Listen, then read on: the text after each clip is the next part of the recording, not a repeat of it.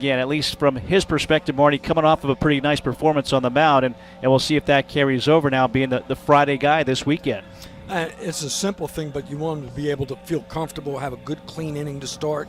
And you mentioned in the last start, little shaky defense. You want to be solid tonight defensively, and, just give him the confidence. All he's got to do is control, get the ball in play, and let the defense take care of the rest.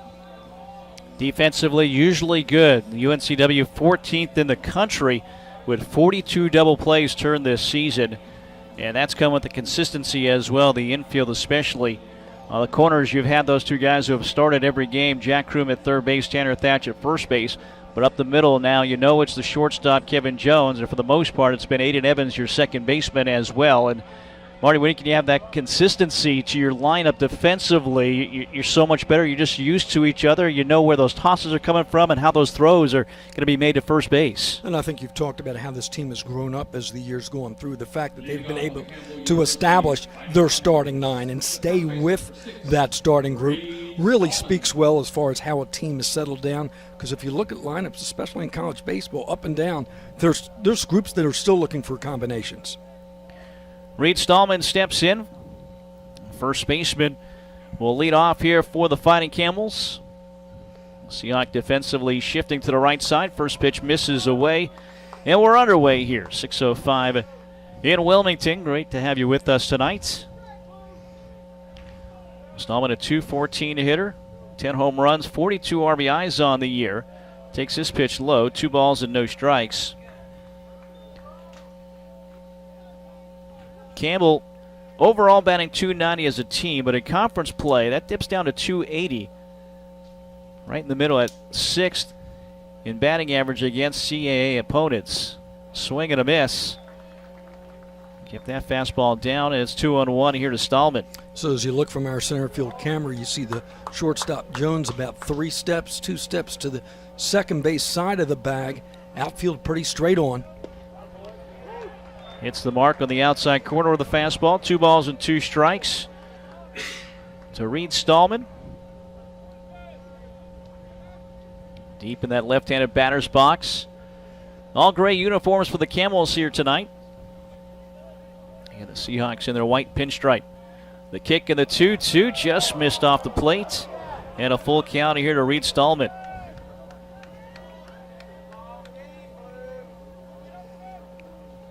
Schaefer looks at the wristband, has a sign. Relayed to him from Brian Art, the catcher.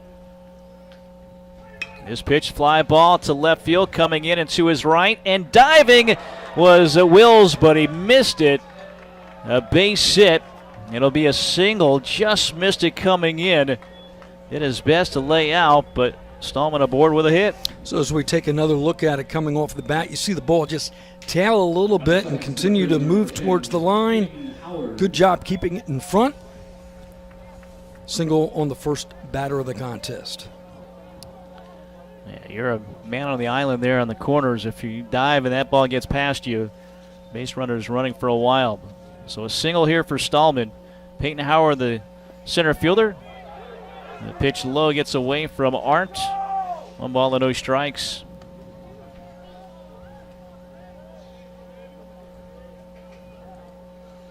Howard, a .330 hitter. Senior center fielder with 5 home runs, 23 RBIs. 98 home runs as a team for Campbell. First in the conference, 5th in the country. Foul off. 1 ball, 1 strike to count.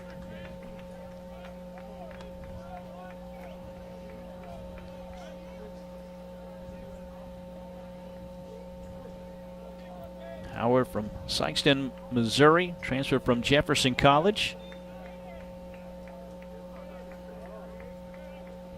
From the stretch, Schaefer holds it. Now he comes to the plate, swung on and missed. Good pitch in under the hands, and it's a ball and 2 strikes. No score, top of the first. Stallman on first base after the hit to left field.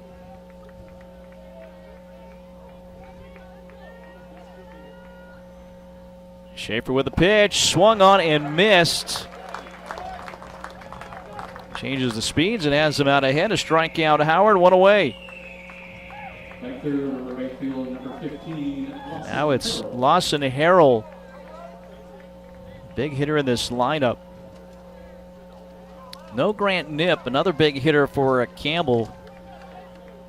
A guy who's been the player of the week a couple times this week.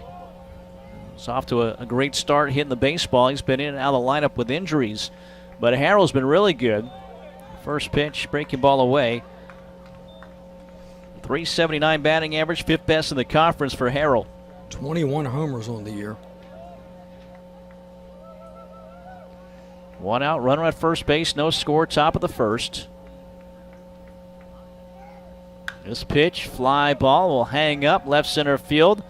Marsh and Wills there. It'll be Marsh, the center fielder, who makes the catch. And there's two outs on the fly out to center. You can see how important it is with this Campbell lineup. Their power sitting there at 3 and 4. It's really important for the Camels to get those leadoff batters on. So all of a sudden, after a leadoff single, Seahawks retire the next two. You can see their way out of this inning. Dalen Thompson, the left fielder. Batting cleanup here today. Two outs, runner at first base. Scoreless game, top of the first. And the pitch in their first strike. Campbell, they have scored 60 runs in the first innings this season, so they're used to kind of getting things going early. They got the leadoff single. Schaefer trying to work around that. Strikeout, fly out so far. 0-1 pitch, ground ball to the shortstop, Jones. The short route to second. And Schaefer will work around that leadoff single. No runs on a hit, no errors, and a man left on base. It is Campbell 0. UNCW coming up, and we return here to Brooksfield and right here on Flow Sports at ESPN Wilmington. Experience what coastal living is all about in a Carolina skiff from Marine Warehouse. The high-output, lightweight Suzuki outboards are the perfect match. From fishing to cruising, in 4 inches of water to 4,000 feet, Carolina skiff boats are at home everywhere, especially when paired with the reliable, powerful Suzuki 4-stroke outboard. As things are taking longer to get, order your Carolina skiff and Suzuki outboard today. Visit Marine Warehouse Center on Market Street or marinewarehousecenter.com. Be your best self with a membership to Planet Fitness, home of the judgment-free zone. Planet Fitness's goals for members is to feel fit-tacular through exceptional PF member experiences. For just 33 cents a day, that's $10 a month, you'll build both fitness and relationships. The Wilmington area has 3 locations, including one close to campus on Kerr Avenue and also one in Shallotte. Let Planet Fitness make you a better you and have a little fun along the way. Check out Planet Fitness at planetfitness.com. No score after a half inning of baseball. We go to the bottom of the first inning. Back to our Hampton Inn starting lineups. The batting order for UNCW. Not many changes really here, although one that we'll talk about. Jack Kroom will lead off for a 14th time this season, followed by Aiden Evans and Tanner Thatch. Middle 3, Trevor Marsh, Alec DiMartino, Brock Wills. In the bottom 3, the catcher Brian Hart. Designated hitter will be Kevin Novobilski here tonight, and Kevin Jones will bat 9th. Jones, for UNCW, their top hitter in conference games with a .359 average against the league. Overall, .293 batting average for Kevin Jones. Defensively for Campbell, Dalen Thompson is in left, Peyton Howard in center, and Lawson Harrell in right. Braden O'Shaughnessy, the third baseman, Charlie Meglio, the shortstop, Chandler Riley at second base, Reed Stallman at first, Andrew Schultz catching, and Cole Peschel, junior right-handed pitcher, 3-3. A 5.54 ERA, 66 strikeouts, and 13 walks on the season for Peschel, making his 11th appearance and start on the season.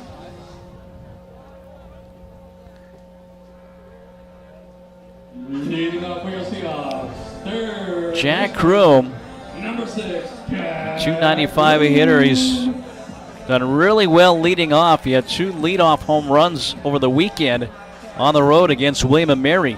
Up to 7 home runs this season, which ties his career high. They shift to the right side of the infield for the lefty Kroom. Only the third baseman O'Shaughnessy. Really normal position, so up the middle, left side, a lot of room as the first pitch. Kroom takes strike 1. Scoreless game, bottom of the first inning. Peschel, the junior, and the pitch at the knees. No balls and 2 strikes. A junior from Fairmont, West Virginia is Cole Peschel. Boy, that Campbell right side of the defense is playing really to pull Stallman literally 1 step off the line, right there almost at the outfield grass. 0-2, ground ball to the right side. Fielded by Stallman, spins and tosses to Peschel, the pitcher, who steps to the bag ahead of Kroom, and there's 1 away. Positioned very well. He's deep. He's got that mid on the right side, so he can just take 2 steps over, meet the ball. Good coordination between himself and the pitcher covering. 1 up, 1 down. The little things, as we talked about, once you're in conference play, you really spend a lot of time scouting teams, especially defensively. There's an example there. Especially this late in the season as well. Aiden Evans, play him straight away. Second baseman for UNCW. First pitch outside. No score, 1 out, nobody on.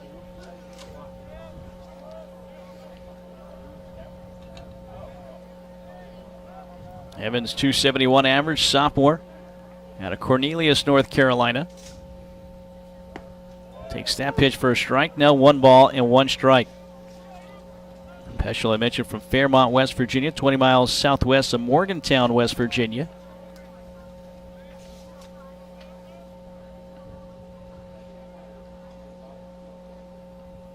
One. That's high, 2-1.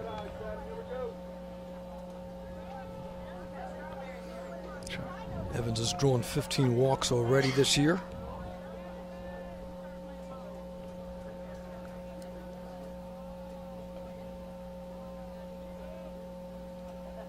2-1 pitch, bounce to the plate, and now 3-1 to Evans.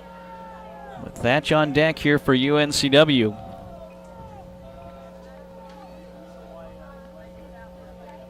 Slight breeze left to right here tonight. Lights turned on already as the sun setting to our right.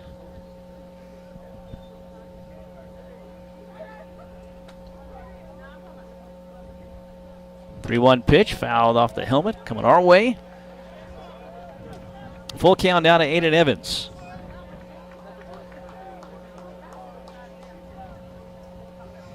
There is a breeze. It's blowing a little bit towards right field, maybe a touch in. I think we saw that in the top of the first where that ball into left center field held up a little bit. Yeah, that was a hard hit baseball, over 100 miles an hour off the bat. Fastball high and a walk to Evans. First Matthews Motors walk of the game. Matthews Motors, a walking man and woman's friend. And now it's Tanner Thatch. So he's been sitting on 21 home runs. 7-game homerless streak, the longest of the season for him, no doubt. 21 home runs. Again, that standard set May 15th, 1996 by Brian Britt against James Madison. Takes a first pitch low. It's been matched now 4 times. Mark Carver, 2008 against Old Dominion. Nick Feit, 2016 against William & Mary. Casey Golden, 2017 against Delaware, hit 2 home runs in the last game of the year to match that 21 home run mark. Outside here, 2-0. So if you're Campbell, you've got to pitch carefully to Thatch, but at the same time, you've got a runner on base. You don't want to put somebody in scoring position. And you've got Marsh, a hot bat, on deck as well. Throw to first base, bouncing it over there. Thatch, the quickest Seahawk to 21 in 38 games in Boston against Northeastern, April 19th of this year. But has not had a home run since. Fly ball deep to right center field, going back. Howard at the track will make the catch right in front of the CAA logo. 101 off the bat, traveled 368 feet, 7 inches. Needed about 370, 372, and that would have been the record breaker, but that keeps him at 21 home runs, 2 outs, and a runner at first base. Well, we mentioned it's not a strong breeze, but any kind of wind is blowing in a little bit. That just may have been the difference between a 2-run homer and warning track power. Now 2 out for Marsh. Marsh, UNCW's top hitter with a .344 average. No score. Bottom of the first. 2 outs, runner at first base. Fastball away. Ball to no strikes here to Marsh. Redshirt senior. It's early, but neither pitcher getting that outside corner right now. No. So if I'm up right now, I'm looking center of the plate in. 1-0. That one is flared foul to the left side and on a play. 1-1 to Marsh. Team leader not just in average, but in hits with 62 and runs with 43. So he has really come to life here recently for UNCW. Move him back to the cleanup spot in the lineup. Fly ball left. It's going to tail foul down toward the deck. And it's 1 ball and 2 strikes now to Marsh. So if you're wondering, Evans a perfect 4 for 4 in stolen base attempts. Down in the count, 2 out. See if the Seahawks are a little aggressive here. Marsh, a couple of doubles, including the difference maker Tuesday night on the road to beat NC State in 10 innings. First extra inning win for UNCW on the season. The pitch, top foul. And, you know, we were talking about the evolution and the maturity of this team. The last couple of weeks, they're coming up with those clutch hits. Yeah. And I think that's really been the difference, and looking to carry that into the weekend play. They're 6-5 in 1-run games. At one point, they had a losing record in those games. Now they're winning those games. They're winning late games. 1-2, swung on and missed. Dropped by the catcher. Schultz throws to first base. A strikeout of Marsh will end the inning. And that'll do it for UNCW. No runs, no hits, no errors. They leave one man on, no score. After one complete here in Wilmington, UNCW at home against Campbell right here on Flow Sports and ESPN Wilmington. There is something indescribably special about this place. The way it looks, the way it feels, the way we care for one another and our community. The University of North Carolina, Wilmington is like no other. Your journey starts here. We invite you to discover what makes UNCW like no other.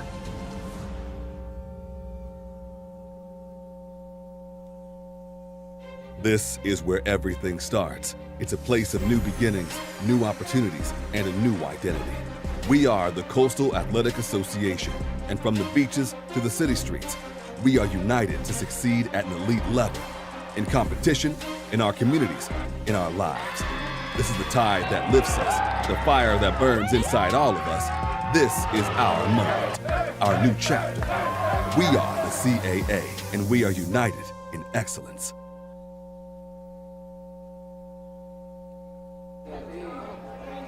Scoreless after 1 inning of baseball here in Wilmington. Nice night. Should be a great weekend weather-wise. If you're not out of here, but you're within range thinking about coming out, do that. Come out. Go to uncwsports.com/buy tickets. Get your tickets in advance. And get all set for this big weekend series. First ever as conference opponents. UNCW leads this series 84-44-1 officially. This is the 130th meeting. Second longest series on record for UNCW. It is ECU at 146 games, the longest. Mike, you know, we were talking beforehand, you mentioned weather-wise, conference as a whole this baseball season, very fortunate, haven't lost a number of games, haven't lost any series due to weather, which really I think is going to help set up the last 3 weeks of the season. First pitch to Kuntz is ripped to right center field. The designated hitter in the gap, backhanded by DiMartino. It's a stand-up double here for the Camels. 88th double this season. No score, but Campbell threatening now here in the top of the second. Just turned on the pitch, got it in the upper part of the strike zone, got the barrel around it, got to the gap quickly. So for the second inning in a row, Campbell gets the leadoff man on. That was 109 off the bat of Kuntz. Now Andrew Schultz, the catcher.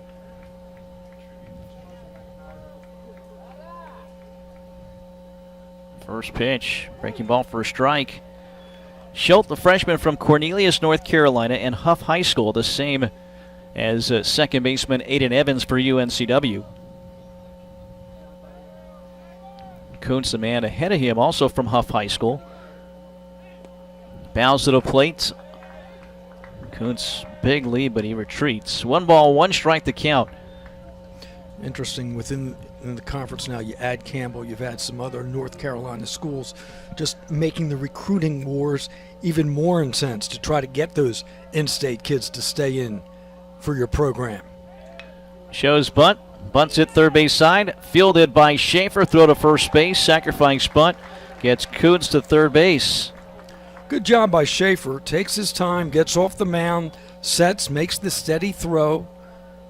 So Campbell's got that running at third, 90 feet away. Schaefer, the second tallest Seahawk ever at 6'8". Who was the tallest? Jack Lane at 6'10". Thank you for asking. I set you up. You told me to ask. Charlie Meglio, the shortstop. First pitch, a strike. And he looked like a shortstop right there. Schaefer again going to the backhand, as you said, set his feet nicely. Not as easy as you think. It's 6'8". Now that runner at third base, 1 out, scoreless game, top of the second.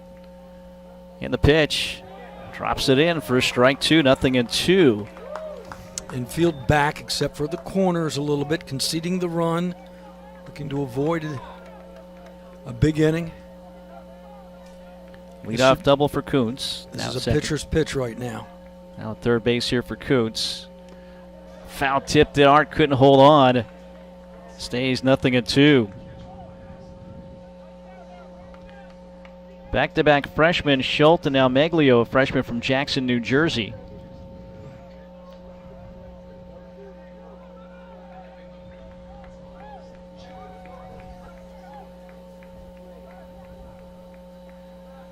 Oh-2 pitch, fouls it off to the right side. So they went outside, they set up inside, try to get the ball in on his hands. Stays way ahead in the count. And Kuntz at third base. Schaefer toes the rubber on the first base side. Comes set. And the pitch. Went chasing after that one. And they'll strike him out this time.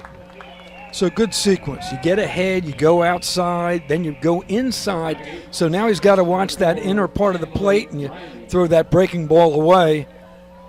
And for the second time in as many innings, Campbell with leadoff man on, the Seahawks with an opportunity to get out of it unscathed. Chandler Riley, the second baseman. Left-handed hitter. Defense shifts to the right side of the infield. Only Kroom on the left side. The runner at third base. Breaking ball to start him off with strike 1. Isn't it interesting how the game has changed? You used to say, geez, they've gone to the shift. Now it's almost, you point out when they stay standard. 3 men to the right side, as you mentioned. 0-1. Another breaking ball for strike 2 taken. Former Seahawks shortstop Tabor Mongero now working with the infield and positioning them. Looks a lot of the spray charts and the film and scouting the opponent. Schaefer very comfortable with that breaking ball. Swing and a miss. And he'll strike out Riley. 2 strikeouts of the inning and works around the leadoff double for Kuntz, who's stranded at third. No score, middle of the second. It's UNCW baseball here on ESPN Wilmington and Flow Sports. Josh Barber here for Capital Ford Lincoln of Wilmington and proud UNCW graduate. At Capital, we want to service all your automotive needs now with 2 full-service Wilmington locations, Ford on Oleander Drive and Lincoln on Market Street. We have you covered with new and pre-owned sales, vehicle maintenance and repair, mobile service, parts, and even collision repair. So come see us on Oleander Drive or Market Street for the largest selection of new Fords and Lincolns in eastern North Carolina. Or check us out online at capitalfordofwilmington.com. And remember, go Seahawks. At Pawn USA, we buy, sell, trade, and loan money on almost anything. Buying? Come check out our amazing inventory at our 5 convenient locations. Selling? We can give you cash or a loan for your items on the spot. Find the Pawn USA nearest you in Wallace, Charlotte, Leland, and in Wilmington, and we'll work with you for an enjoyable and beneficial experience. Ask about our free layaway plan and check us out at pawnusa.net and on eBay. There's always a new find at Pawn USA. Great night out here. Fans enjoying it. The bottom of Home Run Hill over there by some of the retired jerseys. Carl Willis, who outstanding pitcher for UNCW, won a World Series with the Twins. And Bill Brooks, the founder not just of baseball but really athletics at UNCW. As a coach, as an athletic director, and obviously Brooks Field bearing his name as well. Great crowd. Fans still filing in. Friday night in Wilmington. Scoreless game, bottom of the second inning. Alec DiMartino will lead off for UNCW. DiMartino, Wills, and Arndt against Cole Peschel. UNCW base runner in the first with a walk to Aiden Evans. Well, that was it.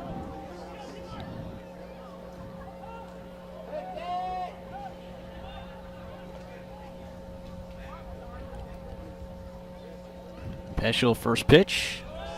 Low ball. And no strikes for UNCW, first in the conference, batting .312 in conference games with 32 home runs. They average almost 9 runs a game in conference play. A little bit less than 7 overall on the season.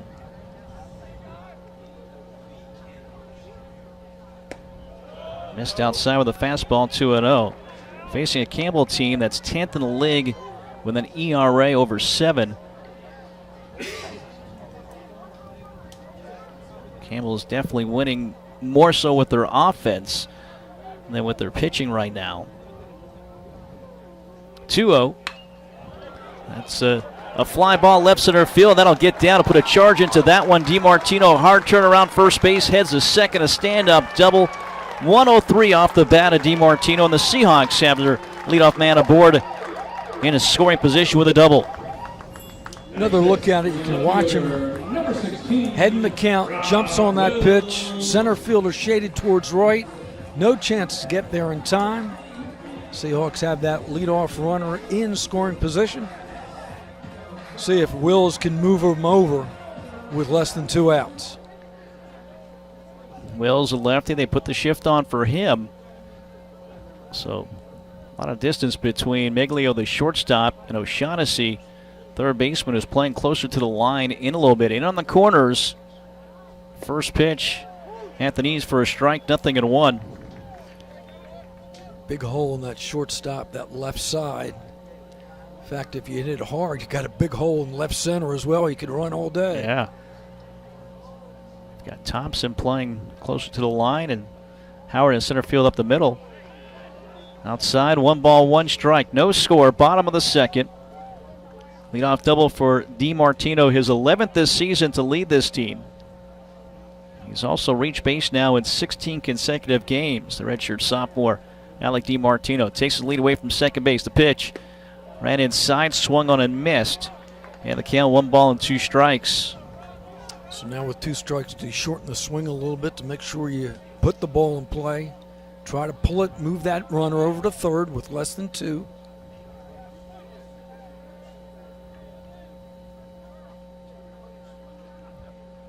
Holds it, and the pitch outside. 2 balls, 2 strikes. Peschel mentioned from Fairmont, West Virginia. Some other famous folks from Fairmont. How about Nick Saban, born in Fairmont? Kind of popular. Just retired. Making his way into broadcasting. 2-2. Chase swung on a miss. Schultz loses it on his way to first, and getting there is Brock Wills. Runners at first and second now. The strikeout for Peschel. But it'll be a wild pitch. Charge to Peschel that puts Wills on at first base. And Schultz really had to watch it, because if he makes that throw to first, you're going to have the runner from second advance uncontested. So instead he eats the ball, Seahawks have 2 on, nobody out. Brian Arnie's got 3 sacrifice bunts on the season. He'll square here, bunted foul.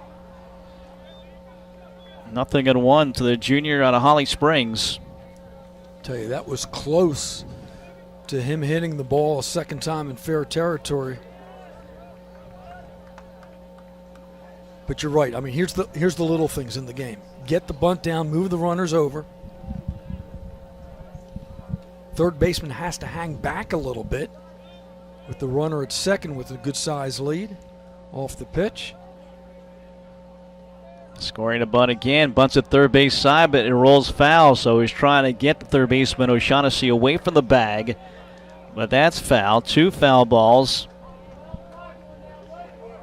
And now in all likelihood you take the bunt off here for Arndt. No score, bottom of the second. Runners at first and second for UNCW. DiMartino, leadoff double. Wills with a strikeout, but a wild pitch allows him to get to first base. Third baseman now back. If you're aggressive, you're daring a little bit. You've got plenty of green to lay it down with 2 strikes if you're confident. Inside corner just misses, but Marty, as you said, Wilson Rayner not really giving the corners right now. Corner track man, that is a strike, but not according to Wilson Rayner. I'll tell you, it's fun because you got a good contingent of Campbell fans down here. They didn't like the pitch. Seahawk faithful say, now that was inside. 1-2. Turning on this one and lining it foul right past the nose of third base coach Chris Moore. And I think that's another example of the conference adding from within the state. Now you've got programs that visiting fans, you know, it's a couple hours up I-40. For the Seahawk fans, it's the same thing. It's good for both programs. 1-2 pitch. Inside, almost got away from Peschel. And it's 2 balls and 2 strikes. Nobody out. Runners at first and second base. No score. Bottom of the second inning here at Brooks Field. Early opportunity for UNCW against Cole Peschel, the starting pitcher.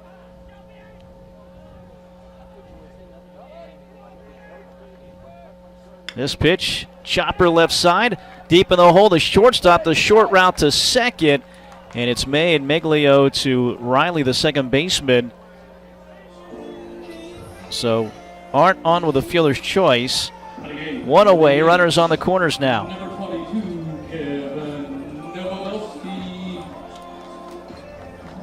Kevin Novobilski, a guy that Randy Hood really loves and just wants to try to get him some more at-bats. 263 hitter, and it seems like he comes up in these situations. This is the 27th game he's played. He has 13 RBIs on the year. RBI opportunity here with a runner at third base. First pitch, fastball outside. Division III transfer from Stockton University in New Jersey. DiMartino at third base. Arndt at first. Pitch, high and away, 2 balls and no strikes. Peschel falling behind a couple batters here in the second.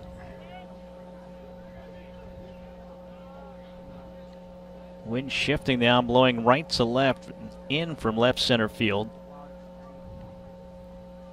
2-0, bends away, and it's ball 3 to Novobilski.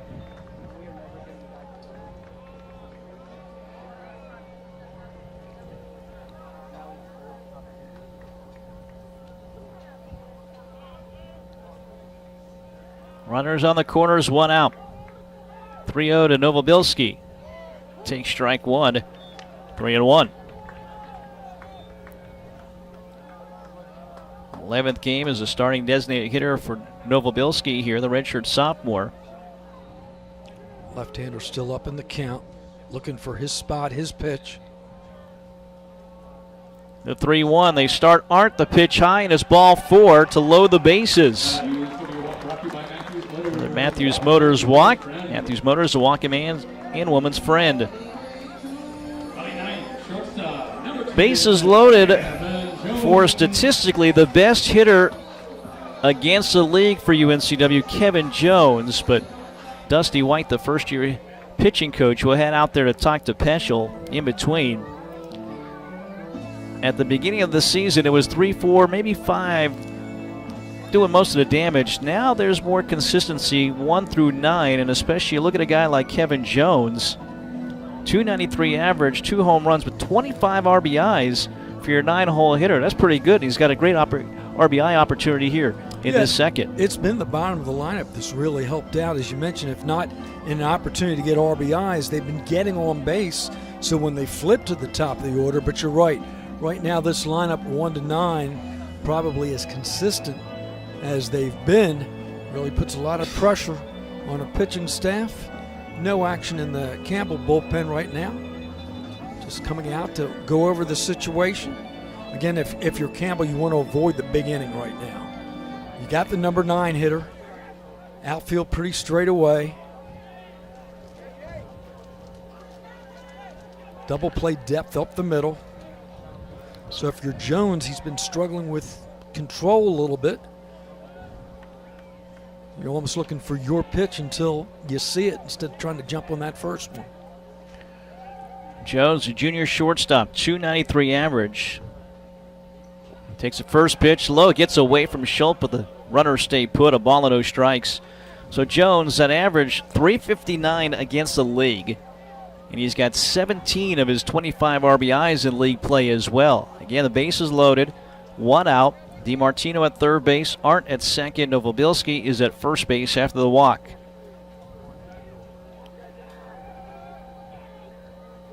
Peschel, the 1-0. Finds the inside corner with a fastball. And it's 1 ball, 1 strike, the count to Jones. Transfer from Lenore Community College.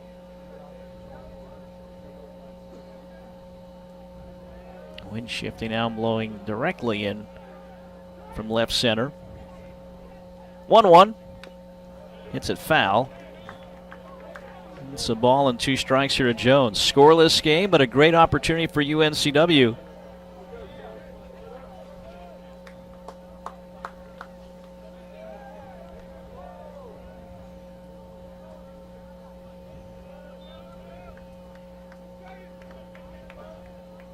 One ball, 2 strikes, and a turn to second for Peschel, no throw.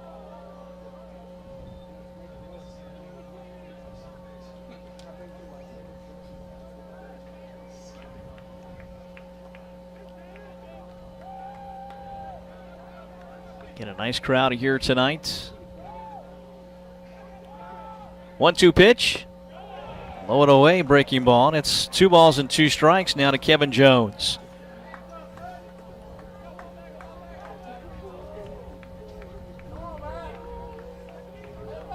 Seahawks making him work. Peschel already close to 40 pitches through the first 2 frames with only 1 out. 2-2, swung on and missed by Jones. And change the speeds and strikes out Jones for the second out of the inning.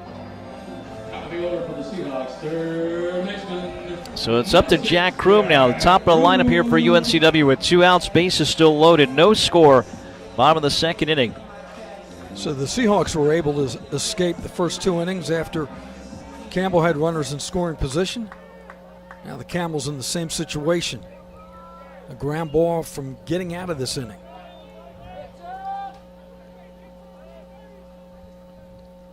Kroom 0 for 1 with a ground out to first. First time up. Working away too much is Peschel. 1 ball and no strikes. Peschel, a D2 transfer from the University of Charleston in West Virginia. He was first team all-conference. Last year went 8-1 with a 2.16 ERA. So a little tougher adjustment for him going D2 to Division I right now. The 1-0. And that's hard to hit and gets through on the right side. That'll score 1, maybe 2. The throw will go to second and it will be 2 runs scoring on the single by Jack Kroom, and the Seahawks on the board first here in the second. So like his first at bat, Campbell plays him deep to pull, but he found that open space as we take another look at it here, just between the first baseman outside of the second baseman's reach. So a 2-out single, and the Seahawks draw first blood. It's 2-0. DiMartino and Arndt scored. Novobilski goes first to third on the single, and now Aiden Evans up. 2 out, RBI single. Driving in 2 runs for Kroom. Opt into the bat, right side. That'll drive in another one. Aiden Evans hits it to right field. Kroom will go first to third. It's 3-0 UNCW. So let's look back in the inning. Remember the situation where Wills strikes out, but is not recorded as an out because the pitch got away. He got on base. Campbell could have been out of this inning. Instead, it's 3 runs on 3 hits, and Tanner Thatch, long fly out to the wall in right center, his first time up. And 21 home runs, tie for the single-season school record. Last year set the freshman record with 15.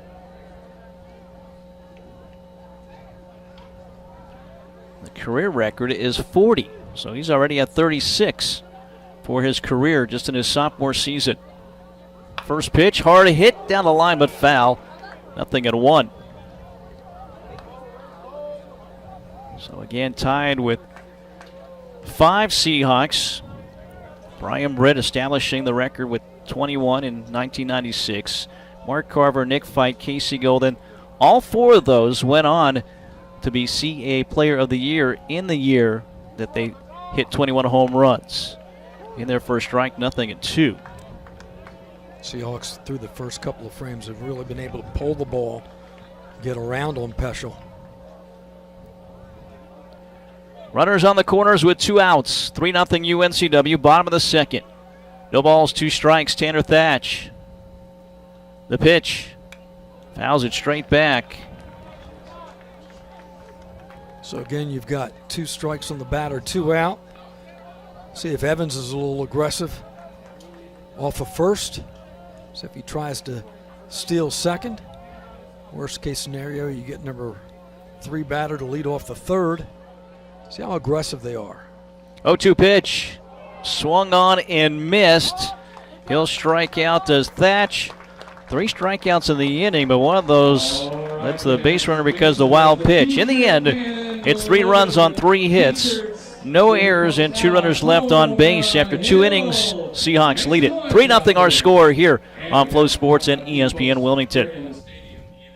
Football there. Football there. Football everywhere. What? How is that a flag? He landed on him after the sack. It's roughing the passer. Huh. Okay, what if he hit him high? Roughing the passer. And low? Roughing the passer. Well, what if he couldn't stop his body like a human, so he ends up trampling him, and then he's like, oh no, and he tries to go back, and he tramples him some more, and he's like, I'm so sorry, I'm a buffalo. I don't know my strength compared to you. Wait, what? Come on, ref, let the boys play.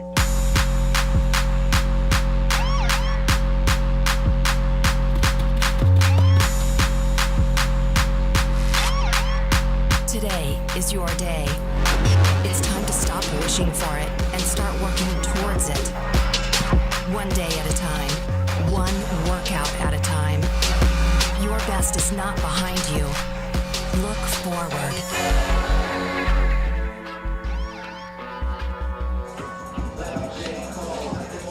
UNCW scores first.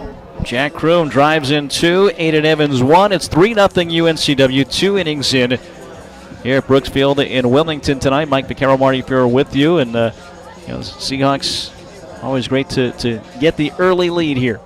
So Schaefer, who's moved up because of the family situation, spotted to a 3-run lead. 26 pitches so far. 20 have been strikes. So he's been pitching ahead, pounding the strike zone, and now he's got the early lead. Hey, you can tell he's been hitting his spots consistently. Fastball, breaking balls, and doing a nice job here.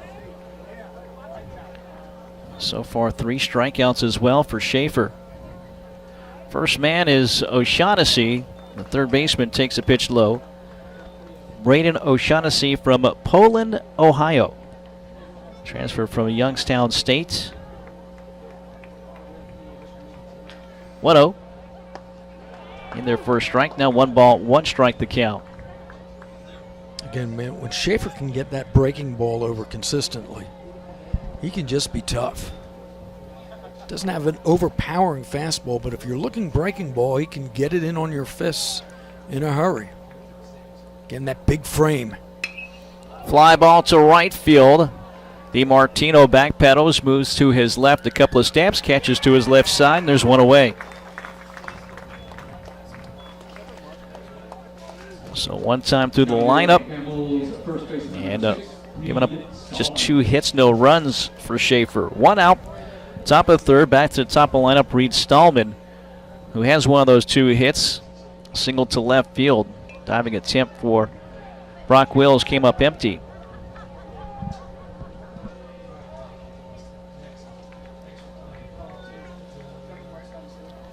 The kick in the first pitch is fouled off left side, 0-1. UNCW winners of 11 of their last 14. For Campbell, they've lost their last 3 games. So Wills, you remember, couldn't get to that leadoff single down the left field line. This ball is lifted to right. Stallman chases, as does Thatch and Evans into foul territory. Thatch at the wall, but it runs out of real estate, and it's 0-2. So I was going to mention he's shaded a little bit to the line, a little more this way. Just in case, now with 2 strikes. Check the defensive positioning. Slow walk back to the plate for Stallman. Once again, Schaefer ahead in the count. Yep. No balls, 2 strikes here to Stallman. See him shaking off a pitch or 2 from Art, looking at that wristband. 0-2 pitch, breaking ball away, 1-2.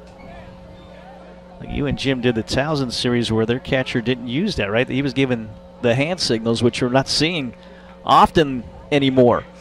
And you can see it in the clock, too, because it was deeper into the clock by the time it gets it. Fly ball to Wills, moving back to his right, toward the line underneath, and catches it 2 away. So there's that little defensive adjustment.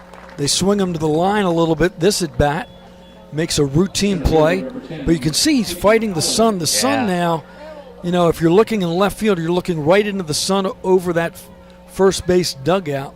Won't be a factor in about 20 minutes or so, but left center, they're really going to be fighting the sun the next couple of innings. Howard, first pitch, fouls it, first base side. Peyton Howard swinging strikeout in the first inning. 3-0 UNCW. 2 outs, nobody on, top of the third inning.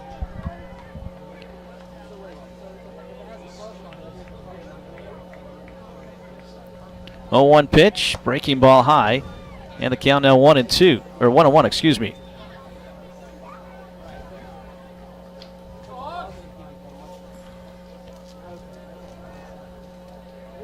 Yeah, for Schaefer, coming off a 6-inning outing last Saturday, and William & Mary got the loss outside, 2-1. Gave up all the runs, but of the 4 runs, only 2 were earned because of 4 errors in that game for UNCW.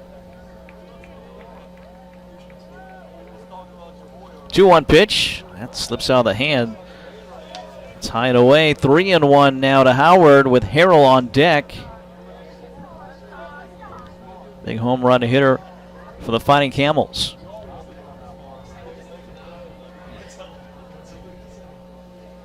(3-1). That's high again. And a walk. First walk that Schaefer's issued in this game. But it extends the inning and again brings up Lawson Harrell. Not just 21 home runs, but 49 career home runs. If he gets one more, it would be 50, which would tie the school record. So he's chasing some history, as is Tanner Thatch for UNCW.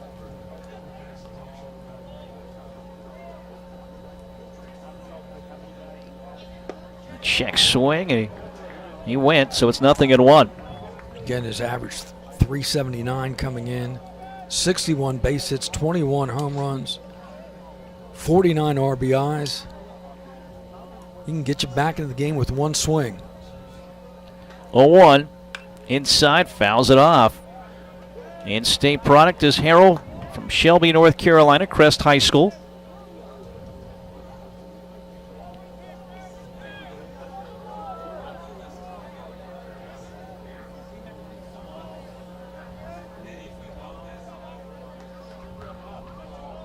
Two outs, runner at first base, 3-0 UNCW.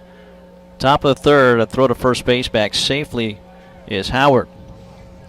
So watch that. So I was about to say, he can't see the throw coming back from the first baseman.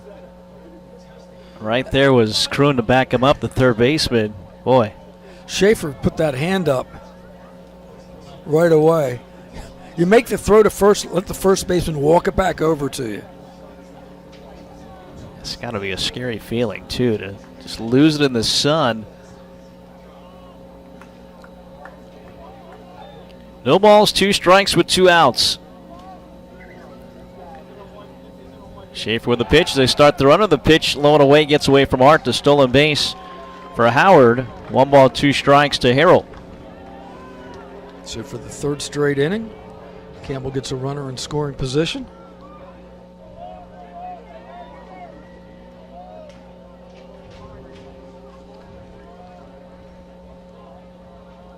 Howard's 11 stolen base, 73 now for Campbell on the season.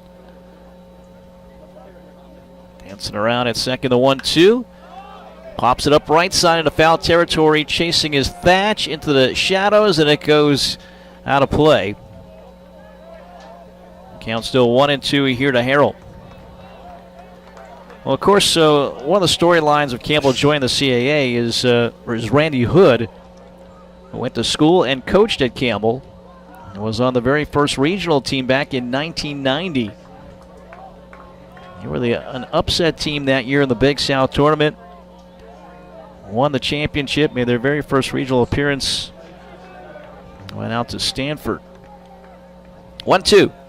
Low, 2 balls and 2 strikes. But for Hood, he's been here in Wilmington a long time. 23 years overall. Last 5 as the head coach.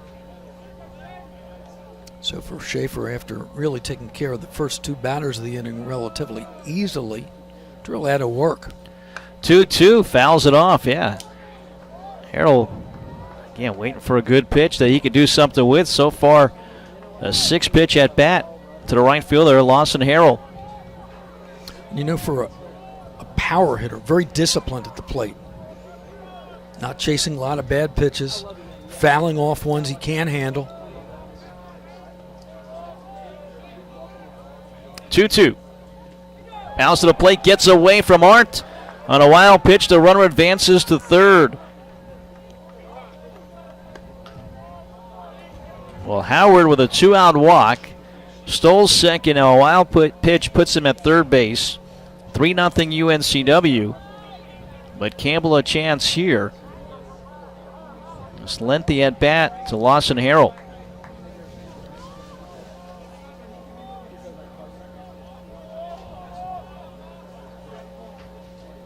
(3-2).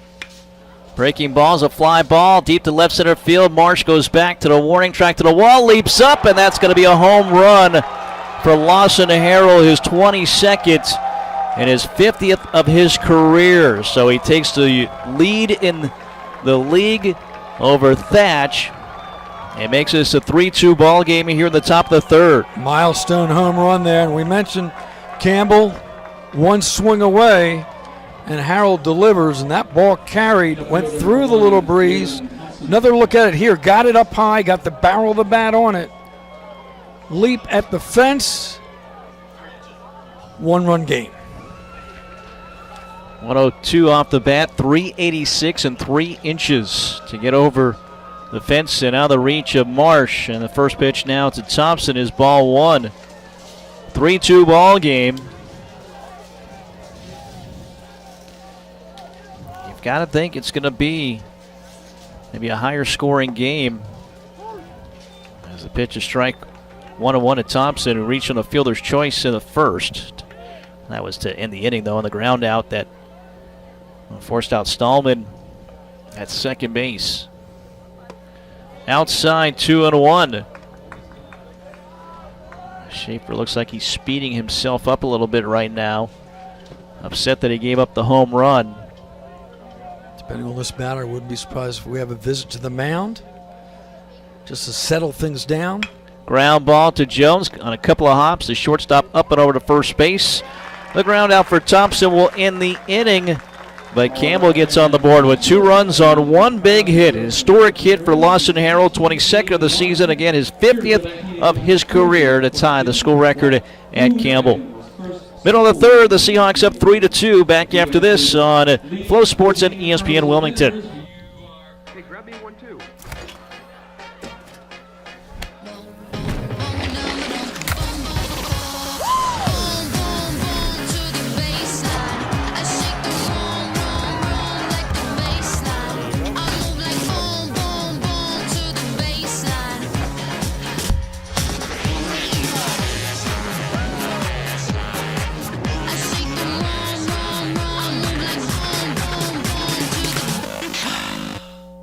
People have trusted Reed's Jewelers with their life's moments since 1946. That's because we're family owned. We treat everyone who walks through our doors or visits our website as a part of our family. We have a beautiful selection of jewelry and watches for any occasion. We offer free shipping and returns, as well as multiple payment options to make sure you find the perfect gift. See why people have trusted Reed's Jewelers to celebrate their life's moments for over 75 years.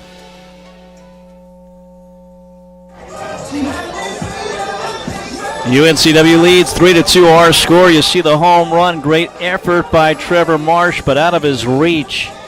And again, it is Lawson Harrell tied now with John Posey for the career home run lead at Campbell with 50 home runs, 22 this season. And, you know, in many ways, that was a professional at bat by Harrell. Yeah. He fouled off the strikes he couldn't handle, stayed off the breaking ball outside, and got a 3-2 pitch. And just hammered it into left center field. And it's a 1-run ball game. 2-3-0 for Campbell. UNCW 3-3-0 as we go to the bottom of the third. Trevor Marsh leads off for UNCW. Struck out swinging to end the first. Takes the first pitch on the outside corner for strike 1. So Peschel helped out a little bit here. Maybe he could settle in.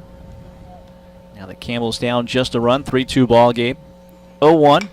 Chops it right side. Charging is Riley, second baseman.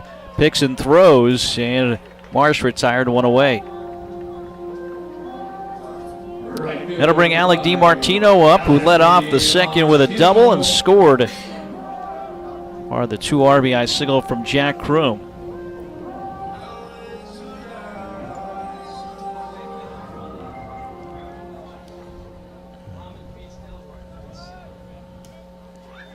Peschel on top of the mound.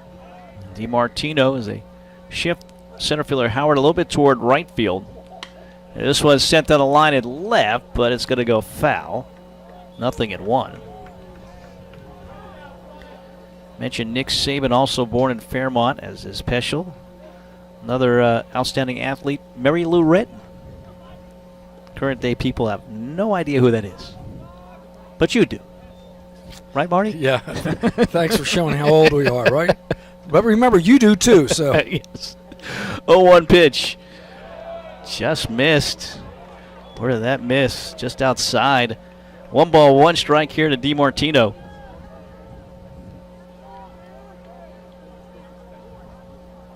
Play him straight away. The right-handed hitting DiMartino. 1 out, nobody on. Bottom of the third inning. The kick in the pitch.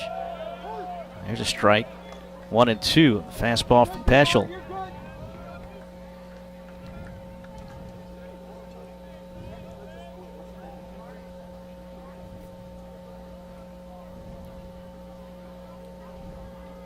One, 2 turning on it, foul. It'll hold at 1-2. And again, as we've mentioned, for the most part, the Seahawks have been able to get around and pull Peschel from both sides of the plate. It's north of about 55 pitches already here on the top of the third.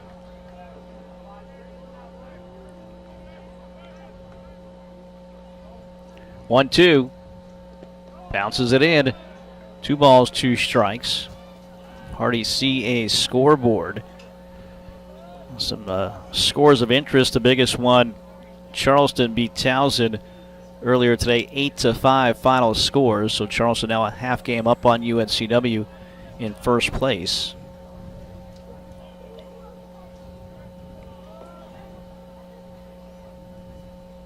Two. Swing and a miss. 2 away. Now the 5th strikeout for Peschel. And am I right? Does Northeastern close the year with Charleston? I don't think they've played yet. I could be wrong. Well, today Northeastern a tough time. They lose at A&T 13-5. Hofstra beat Stony Brook 3-2. Delaware over Monmouth 8-4. Elon beat William & Mary 8-3. First of 2 games that they're playing today. As Brock Wills up, 2 outs, nobody on, 3-2 ball game outside here. Northeastern A&T playing 2 today. A&T the early lead 2-1 there. And games at 7 o'clock. Monmouth, Delaware a second game. William & Mary, Elon a second game as well, with weather expected to interrupt play tomorrow, so they double up today. Hard hit fly ball to right field. Moving to his left is Harrell. Moves back and makes the catch. The Seahawks go in order here in the 3rd. So it's 3-2. UNCW leads it a third of the way through this one here in Wilmington. Back with the top of the 4th next. UNCW baseball here on Flow Sports and ESPN Wilmington. Hi, I'm Dr. Chad Fortune with Wilmington Health Orthopedic and Sports Medicine. Excited to be on the UNCW campus today to talk to you about this week's Medical Minute. Shoulder injuries are extremely common in sports, recreational, and job-related activities. These injuries can range from chronic overuse injuries to traumatic injuries like shoulder separations, dislocations, and even rotator cuff tears. Sometimes injuries can be prevented, but sometimes with traumatic injuries they are not preventable. But we always talk about preventative strategies to try to limit their effects.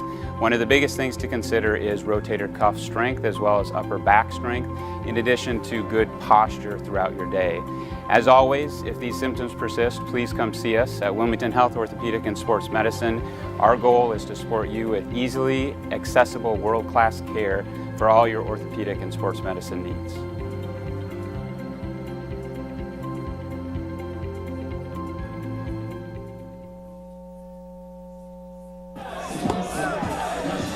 Three-2 ball game. UNCW Campbell University, first ever meeting in the same conference for these 2 schools. And for Campbell, they bounced around a little bit conference-wise in the Big South from 1985 to 94. Went to the A-Sun 95 to 2011. The A-Sun started as the TAC, the Trans-American Athletic Conference, changed to the A-Sun when Campbell was in there. Campbell went back to the Big South 2012 to 23, and since July 1st of 23, members of the CAA. And now instead of midweek matchups with UNCW and Campbell, it's a weekend series, and it starts here, the first one at Brooks Field in Wilmington. So we'll see how the big guy Schaefer responds after a shaky 3rd inning. And you know, the window within a series is important for both programs to get some distance from their Friday night starters. And the next 3 innings, I think, are going to be very important as far as, you know, how your pitching sets up not only for tonight, but potentially for the rest of the weekend in that bullpen. Neither team has anybody up in their respective pens. Dylan Kuntz leads off here. He led off in the second with a double to right center field. Got to third, but never scored. Line shot that's going to go foul down the right side. 1 ball, 1 strike. And again, Schaefer today, Taylor tomorrow, RJ Sales on Sunday. Coming back out of town, a death in the family for him. So he has been away from this team since Tuesday. So let's watch Schaefer a little bit this inning. He seems to be getting the pitches up a little bit. The home run was up. That ball that was pulled foul was letter high. Drops that one in for a strike. 1 ball, 2 strikes. Schaefer's at his best when he gets the ground balls. So far, 3 ground outs, 3 flyouts, also 3 strikeouts. Breaking ball, this one off the bat handle. Low bounce to Kroom, charges, throws, and out at first base is Kuntz. See if they take a look at that. That was bang, bang. Campbell's not going to ask for a look. A lot of times, I guess they read that first base coach, and he seems like they got it. Gotcha, and that was only 49 miles an hour off the bat handle as we take a look at the replay here. And a great job charging, had to get on a low hop and a good throw and out at first base. The catcher, Andrew Schultz. First pitch, fastball for a strike.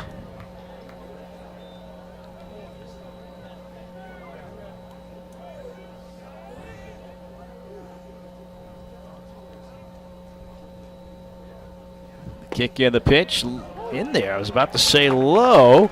Good job framing it from Arndt, and TrackMan agrees that was in the lower part, but it did get in the strike zone. 0-2 here to Schultz. Sacrifice bunt for him in the second. 0-2 pitch, breaking ball, swung on and missed. Schaefer makes quick work of Schultz. 2 away here on the 4th strikeout for Schaefer. UNCW leads 3-2, top of the 4th inning. 2 outs and nobody on for Meglio, the shortstop. Struck out swinging in the second.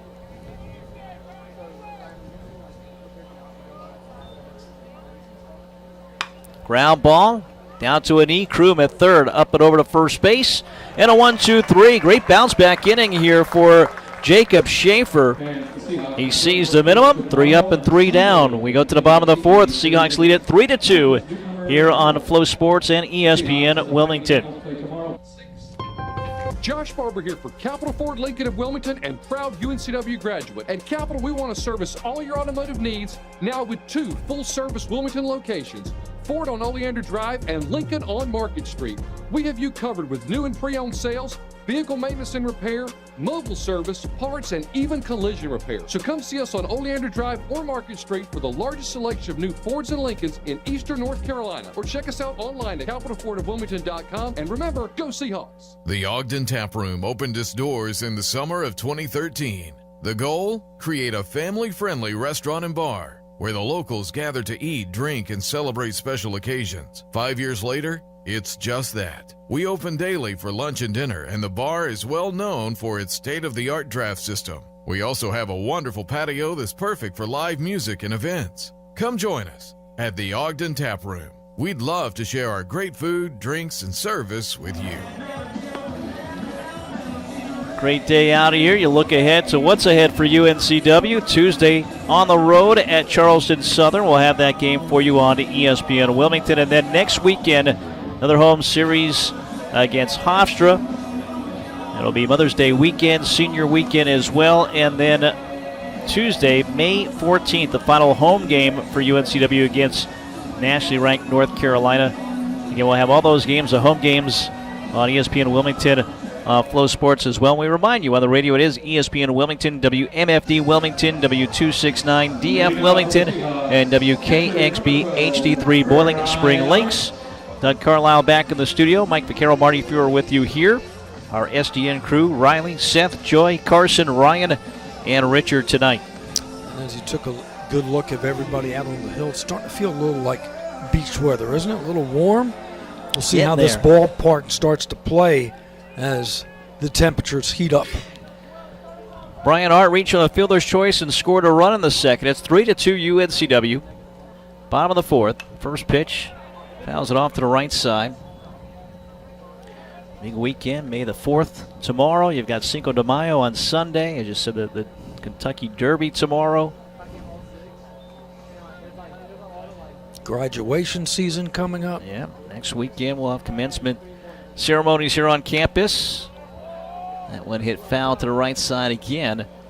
No balls and 2 strikes. So Peschel had a really good bounce back inning in the 3rd, looking to put together back-to-back strong frames. Just a 10-pitch 3rd inning for Peschel. That one is sent to left field. Moving back is Thompson. Reaches up and makes a catch. He looked at making it look so casual there Almost thought it was going to be over his head the way he was reacting, but just glided to it and able to make the catch as we take a look at the replay. Another look at it here. Plays a little shallow, but as you mentioned, just takes off, closes in on the ball, extends, knew where the warning track was. Still had a couple of steps to go. One out in the book. Nice job by Dalen Thompson. He wasn't worried at all. No panic. Able to get back there. And I'll tell you, if you're confident you can play a more shallow left field, you can take away a lot of those, bloop singles. First pitch is strike to Kevin Novobilski, who walked in the second. It's 3-2 UNCW. Bottom of the fourth inning. One out, nobody on.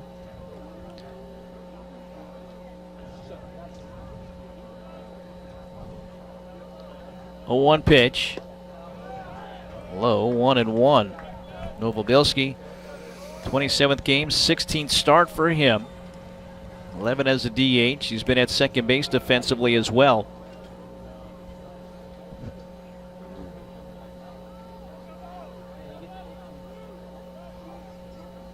One. Just missed. 2-1. Campbell bench wants that pitch.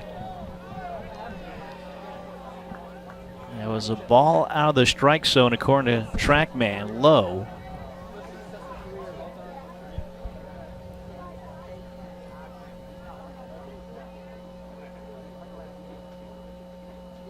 Two-one, fouls it off left side. 2 balls and 2 strikes, and Novobilski. See a little hesitation in that delivery. I don't think we've seen that before. Really slowed down the delivery. Tried to get the batter off of balance a little bit. See if we see it again off the stretch here. 2-2 breaking ball, strike 3. As Novobilski will strike out looking for the second out of the inning. 6 Ks now for Peschel. His career high is 10. Recorded 6 straight outs, including 3 Ks. Yeah, since the RBI single from Aiden Evans in the second. It's the fourth inning. Kevin Jones, 2 outs and nobody on. 3-2 UNCW up a run here. First pitch, swing and a miss. Gets the fastball by him. Jones struck out swinging in the second.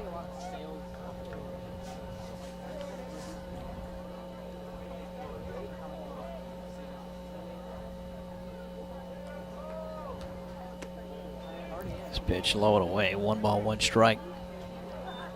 Almost looks like he got his spike hung up a little bit on the mound there, overthrew it. You know, you mentioned all the strikeouts. The big strikeout that wasn't recorded and out really opened the door for that 3-run second inning for the Seahawks. Ground ball to the counterpart Meglio, the shortstop for Campbell, over to first base. It's another 1, 2, 3. Now 7 straight retired by Peschel here through 4 innings. It is 3-2 UNCW. Up a run. Top of the 5th coming up here on Flow Sports and ESPN Wilmington. It's bow time. What's that? The Bojangler from Bojangles. The same bold flavor as their chicken? The same. And fries? The same. Ooh, not the same. The Bojangler's back. Hook one while you can. It's bow time. Okay. I'm just being myself, cool as can be. It's so easy. Get out your own way. It's bow time. What's that? The Bojangler from Bojangles. The same bold flavor as their chicken? The same. And fries? The same. Ooh, not the same. The Bojangler's back. Hook one while you can. It's bow time. Okay. I'm just being myself, cool as can be. It's so easy. Get out your own way. UNCW leads 3-2. Top of the 5th coming up here at Brooksfield. Nice night, great way to start off this weekend series. Game 2 tomorrow at 6 o'clock. Another 6 o'clock first pitch, and then 2 o'clock on Sunday. So the Seahawks in their exams, with final exams going on, they pushed Saturday game back to later to allow for exams to be taken. We talked about that with Randy Hood. A lot of things these players deal with on a daily basis, but right now you've got stress of exams, the end of classes, obviously a big series here. So a lot for these guys to deal with right now. Chandler Riley, the second baseman, leads off for Campbell. 0 for 1 with a strikeout. For Schaefer, 4 innings, he's got 4 strikeouts, only the 1 walk. 2 runs, both earned on 3 hits.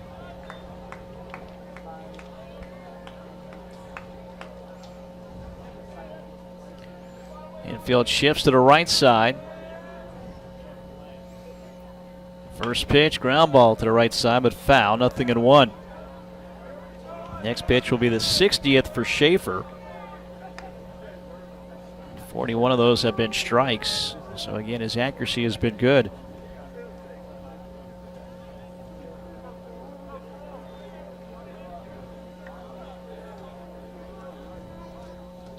Scoring a bunt, pulling it back, and the pitch outside, 1-1. With Luke Craig, your main guy out of the bullpen right now, but 50 pitches in relief to get the win on Tuesday. Be interested to see if they would try to bring him back today or maybe wait till game 2 if the opportunity presents itself. Outside here, 2-1. So it may open the door for some other guys out of the pen to step up here if this game remains a close game.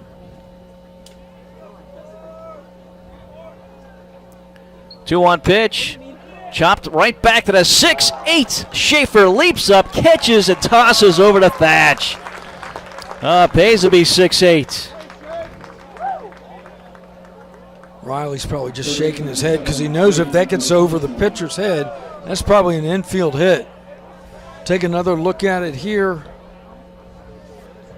He's not only that, but he's at the top of the mound when he leaps.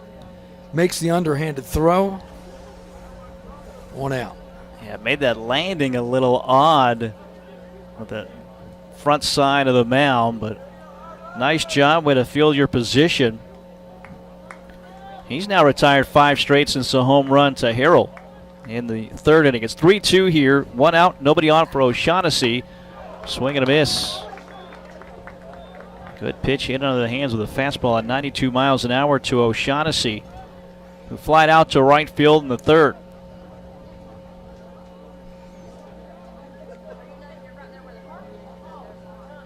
This pitch just missed inside. 1-1. Slight shift to the right side. You've got Kroom at the line. Shortstop Jones deeper. And then second baseman Aiden Evans closer to second up the middle. Even Thatch, the first baseman, playing off the line at first base. The right-handed hitter O'Shaughnessy. 1-1. Outside, 2-1. So that's your infield setup. Outfield playing almost straight away. Little deep center. In fact, everybody back a couple of steps now. Heading the count. Remember, he flew out solidly to right field his only time up. Fly ball right side here. Foul. That's 2-2.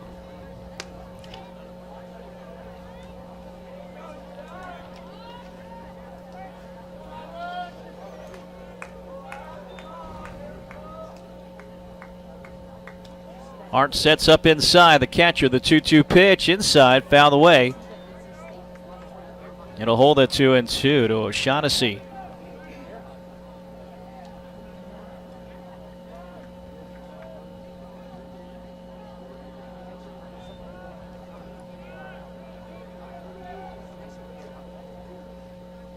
And that's down the third base line past the diving Kroom, tucked down to the corner. Extra bases for O'Shaughnessy, and the tying run in scoring position here with the 1 out in the 5th. Got the barrel of the bat out front, ripped it down the line, and I'll tell you, it usually takes something to get past Kroom. You saw him dive, but the ball was already past him. And again, a 2-out opportunity. 1 out opportunity now, scoring position. for Campbell. Tying run at second. The 106 off the bat of O'Shaughnessy. Stallman now. 1 for 2 with a single and a fly out. One away, runner at second, the pitch outside. Top of the 5th. Campbell threatening to tie this game up with 1 out.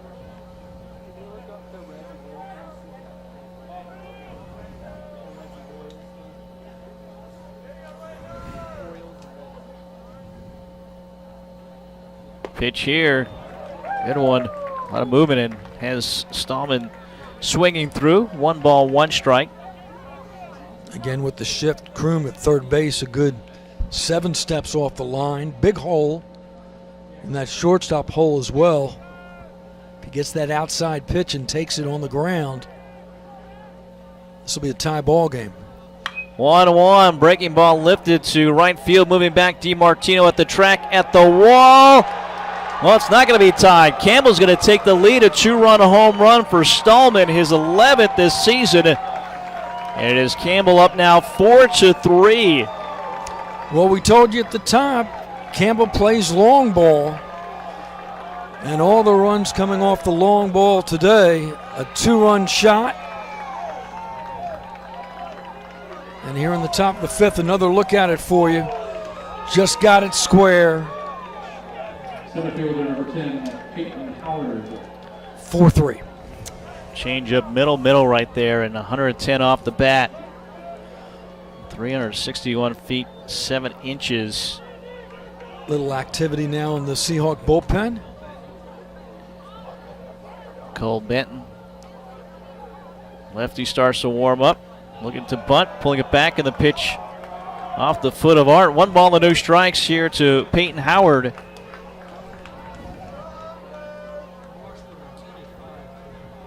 Connor Marshburn warming up now, the freshman. With some urgency. As Kelly Seacrest, the pitching coach, will head out and talk to Schaefer.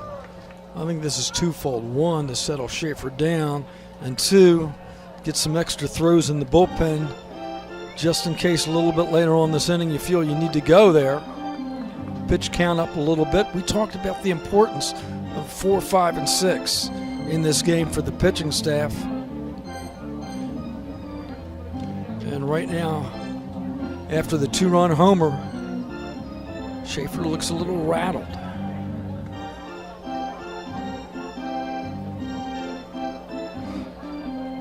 4-3 Campbell.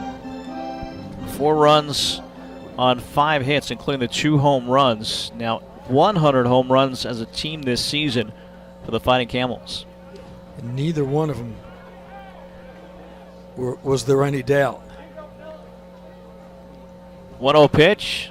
That's hit foul. Out of play to the left side of Howard, who is 0 for 1. Swinging strikeout in the first inning, a walk in the third. So flip the coin. Peschel, who struggled early, seems to now be in a little bit of a groove for Campbell, and will step to the mound with the lead for the first time this evening. Swing and a miss for Howard. 1 ball, 2 strikes. 7 straight retired for Peschel when he comes back on the mound in the bottom of this 5th inning. 1-2, too far away. 2 balls and 2 strikes.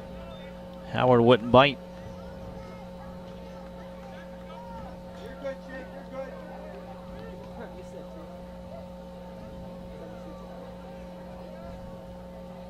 Schaefer with the 2-2, and that's going to be hit to right center field and get down. One hops in before Marsh picks it up. 3rd hit of the inning with 1 out in the 5th. And again, probably more urgency for Connor Marshburn to warm up down there. And lefty Cole Benton as well, especially now with Lawson Harrell to the plate, and that will be it for Schaefer. You could see Randy took a look down the dugout to see if he got the signal that everybody was ready, and we'll have a pitching change. It'll be the freshman Marshburn to face Lawson Harrell when we return here to Brooks Field in Wilmington. Top of the 5th, 1 out, 1 on. Campbell up now 4-3. back after this Pepsi pitching change on Flow Sports and ESPN Wilmington. Kennedy's Real Estate Service is your local company for all your residential, brokerage, management, and appraisal needs in the Wilmington and New Hanover County area. Tim is not only a UNCW alumni, he has been your friendly broker since 1994 and providing residential appraisals since 1997. Give him a call, 910-799-1068, or visit him on the web at kennedyres.com. Dr. Christopher Branco of Oleander Chiropractic wants you to know that you don't have to be a UNCW athlete to be treated like one. Stop by Oleander Chiropractic on Oleander Drive in the Arboretum behind Port City, Java, and you'll get the best care in a safe, comfortable family atmosphere. Dr. Branco has 15 years experience and is the official chiropractic consultant of UNCW Athletics. Oleander Chiropractic is open Monday through Friday with morning and evening appointments available. Most insurance is accepted. For help, tips, and coupons, visit oleanderchiropractic.com. Well, 2 home runs for Campbell. They lead it now 4-3 and forces a pitching change here for UNCW in the 5th. The Pepsi pitching change for the Seahawks. Pepsi, proud partner of the Seahawks. Freshman Connor Marshburn takes over on the mound. He's 3-0 with a 6.98 ERA. This will be his 16th appearance, 19 1/3 innings, 21 hits, 16 runs with 15 earned, 27 strikeouts and 19 walks. Takes over for Schaefer, who had settled in after the home run by Harrell, retiring 5 straight, but double home run single, and he is out here in this 5th inning. So Schaefer's line not totally complete as he's responsible for the run on first base, but right now 4 1/3 innings. Only gave up 6 hits, but 4 of those were extra base hits, a couple of doubles, 2 home runs. 2 home runs accounting for all the scoring for Campbell. All the runs are earned right now. Again, he's responsible for the run on first. 4 Ks, and I don't know if he started to tire a little bit, but you could see the ball was starting to get up a little bit. And Campbell took 2 mistakes out of the yard, and now probably the most dangerous hitter in the ballpark steps to the plate. Lawson Harrell, the 2-run home run to left center in the 3rd. Again, his 22nd of the season now, first in the conference by himself, and 50 in his career, tying for the school record. He's 1 for 2, flied out ahead of that. The pitch outside, the runner on the move. He's safe, and he kicks the ball, but a nice job by the shortstop Jones, reaching out, sliding in, and knocked it down with his right hand, or else that's in shallow left field, and that runner potentially moves to 3rd. So Campbell comes out with the reliever's first pitch very aggressively, puts the runner in scoring position. You know, we said it before, got to be very careful with Harrell. You don't want him to beat you. He's already beat you once. 1-0, fastball for strike 1. 1 ball, 1 strike to Harrell. Marshburn, the freshman from Cary, out of a Pro 5 Academy. Spent his senior season there. Pitch for Panther Creek. 2-1 now to Harrell. First base open with 1 out. Galen Thompson is well, and the runner on his move to 3rd. The throw there is late. Able to keep his left foot on the bag. So 2 stolen bases for Howard. 3-1 the count. Yeah, and that's on Marshburn. So he paid absolutely no attention to that runner at second on the pitch before, and they read it on that one. He just got a running start. Now on 3rd with 1 out. 3-1 pitch, blows it past him. 3-2. 4-3. Campbell up a run with the 2-run home run from Reed Stallman. Runner at 3rd base, 1 out. 3-2 pitch, chops it down to Kroom. He'll come home as the runner does, and waiting on him is Arndt. Out at the plate is Howard, out number 2. Harrell on with a fielder's choice. Just solid play at 3rd. Makes the play, makes the throw in plenty of time. Perfect position for the catcher and the tag. 2 out. Big play there. Good throw, and again, Arndt waiting on Howard at the plate. So 2 outs. Harrell at first base for Thompson. 0 for 2. 2 outs, 4-3 our score here in the 5th. Throw to first base, chases Harrell back safely. Interesting with the way the infield was set up. That's probably the only place you hit it that you don't score the run on the ground ball.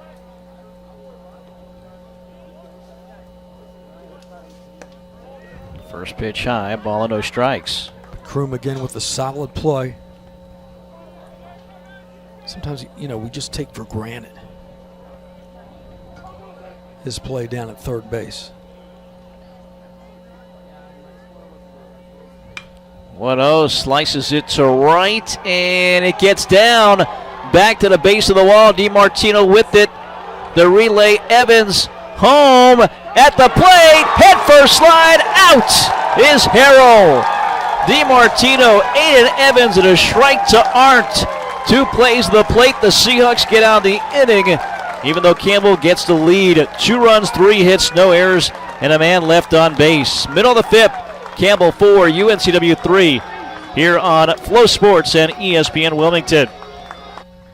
Experience what coastal living is all about in a Carolina skiff from Marine Warehouse. The high-output, lightweight Suzuki outboards are the perfect match. From fishing to cruising, in 4 inches of water to 4,000 feet, Carolina skiff boats are at home everywhere, especially when paired with the reliable, powerful Suzuki 4-stroke outboard.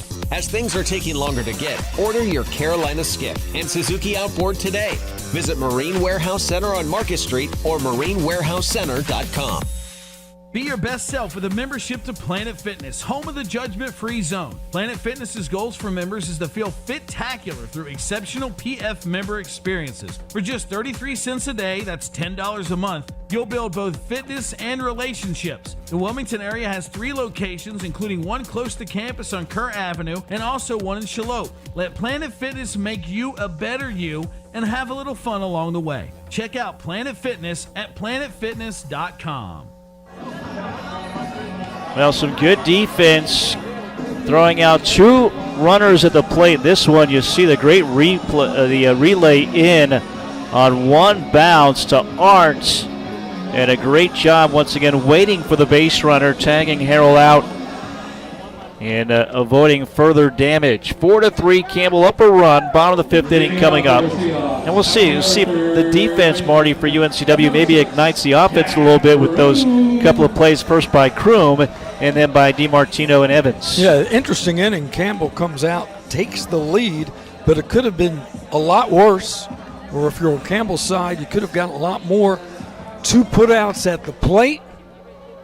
And as you mentioned, let's see if defensively now that's enough to carry over into the bottom half of the 5th. Jack Kroom leads off, top of the lineup here, outside. Interesting, they shift to the right on the infield, but then the center fielder, Howard, shifts a little bit toward left. Maybe in case that ball gets through on the left side of the infield. He's right there to cover. The 1-0. Head of it and grounds it foul. First base side 1-1. Again for Peschel, 7 straight retired since he gave up the back-to-back singles that drove in 3 runs in the second. One of them was Kroom's single that scored 2, and then Aiden Evans, who drove in a third. Bottom of the 5th inning. 1-1 pitch. Swing and a miss. 1-2. Going back to that last put out to close the inning. Got to the wall, hit Evans, I believe, who was the cutoff man, was out there, made a strong 1-hop throw. Good position for the catcher. Just how you draw it up.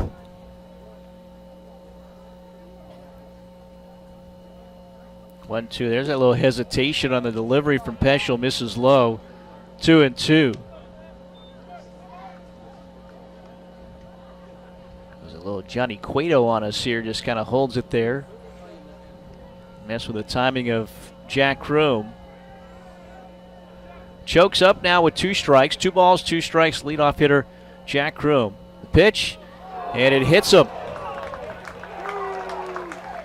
Hit a couple times over the weekend at William & Mary. Now hit here. But the Seahawks get the tying run on base with the hit batter. And Aiden Evans, again, a great job on the relay on the throw from DiMartino. First Seahawk base runner since Evans in the second inning.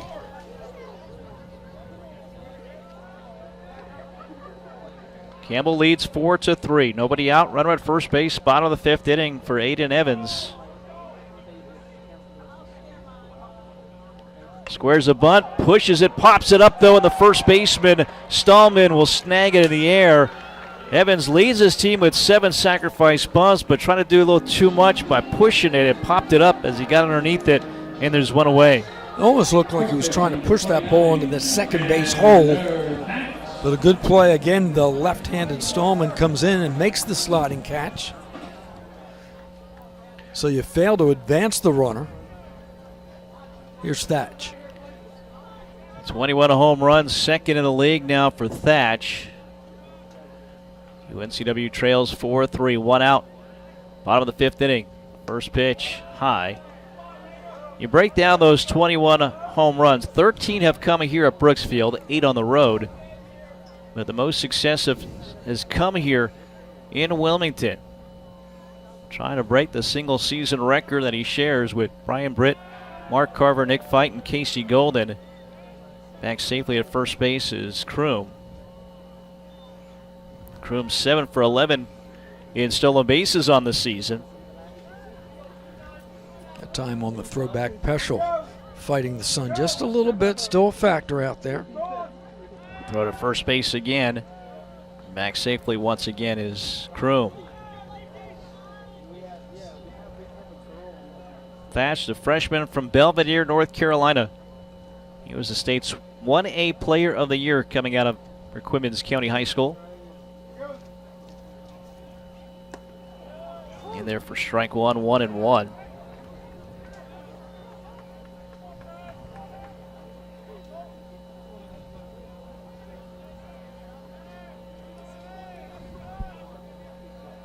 Drafted 18th round of the 2022 draft by the Giants.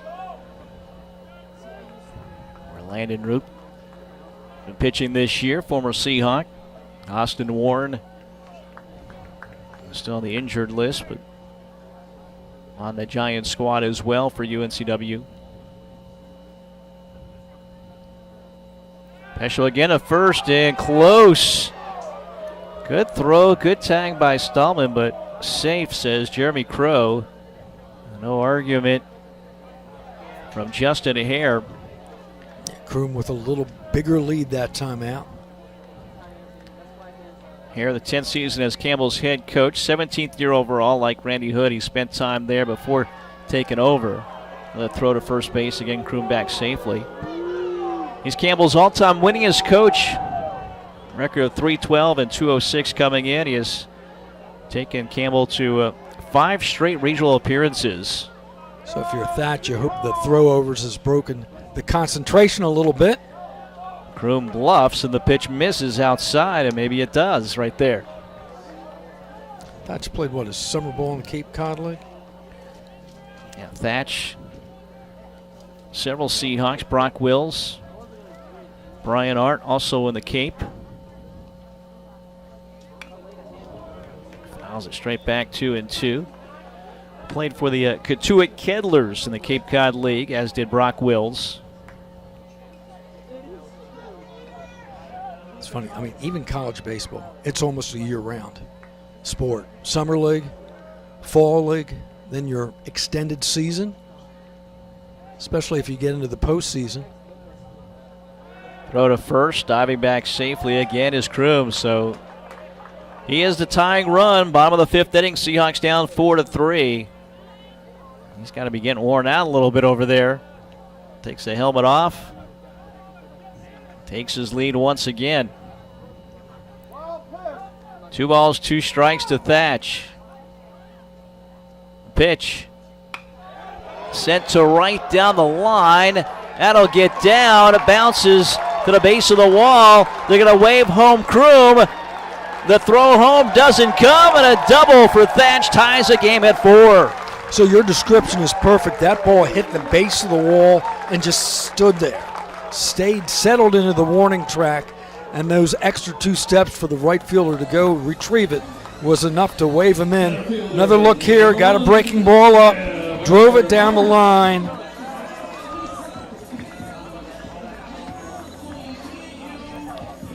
And the tying run scores. Great job by Kroom, again getting a workout going back and forth, diving into first base, but still the wheels to score from first base. And the double by Thatch. Trevor Marsh now.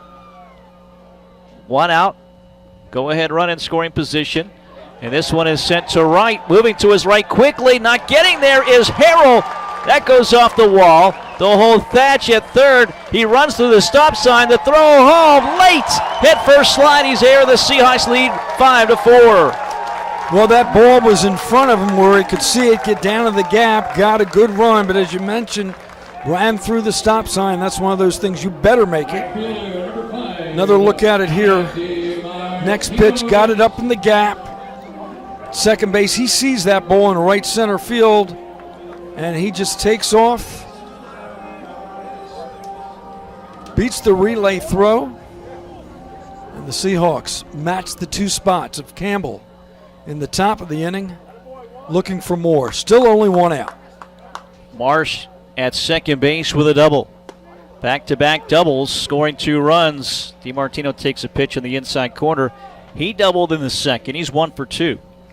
Campbell's got some arms up in the bullpen, much like the Seahawks. Can the starter get through 5?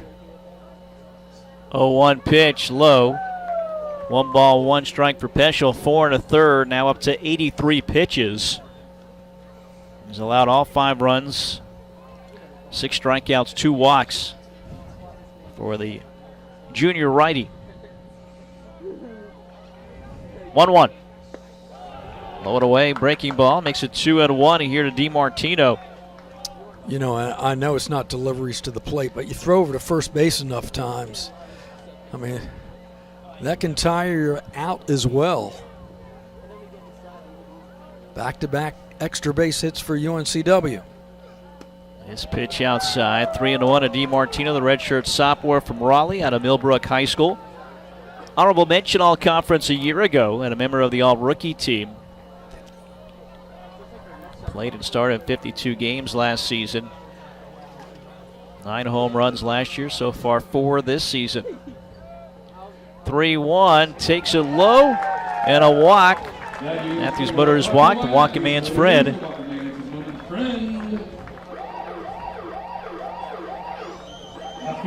Garrett Kangas is warming in the bullpen now, the righty for Campbell. Junior out of Martinsville, Virginia, and as expected, a trip to the mound. First year pitching coach Dusty White, the slow walk out there. Boy, this is is this not a reflection of the top of the inning? I mean, all of a sudden, extra base hits get in a little bit of trouble, and you just kind of feel that it's the gas tank, if it's not on empty, it's pretty close to it. It looks like neither starter could get out of this inning. Still only 1 out. Seahawks with a couple of base runners. 5-4 our score, bottom of the 5th inning. 5 runs, 5 hits, no errors for UNCW. 4 runs, 7 hits, no errors for Campbell as Wilson Rayner breaks up the meeting on the mound. But isn't this inning reflective of how this team's been playing? They've answered the last couple of weekends, last couple of games. You know, they get down, they come right back with the answer. And again, you know, your point, I think the defensive plays, the 2 putouts at the plate, really kind of gave this team a lift, knowing they could have been down by more than just 2. And all of a sudden they carry that defensive play into the offensive batter's box and have a 1-run lead here in the 5th. Breaking ball, swing and a miss for Wills, who's 0 for 2. Struck out, but reaching a wild pitch in the 2nd. He flied out to right field in the 3rd. Wills, sophomore from Holly Springs. I mentioned played with the Cotuit Kettlers in the Cape Cod League. That's where he started to learn the outfield. 0-1 inside.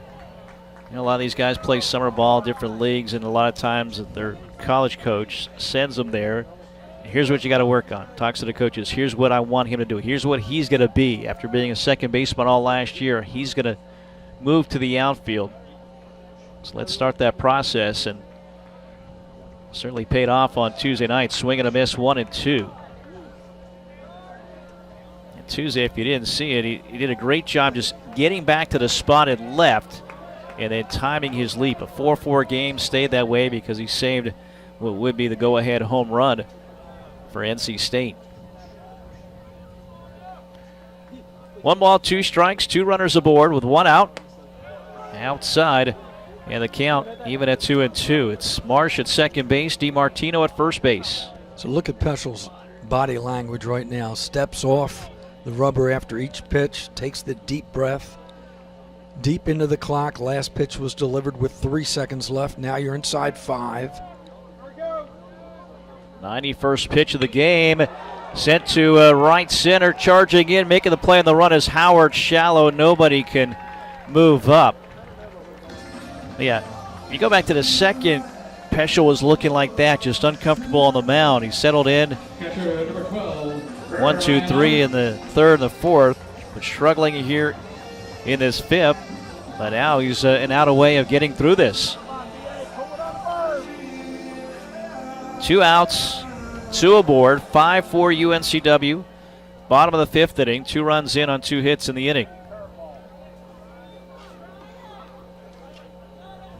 Arndt 0 for 2, on base with a fielder's choice and scored a run in the second.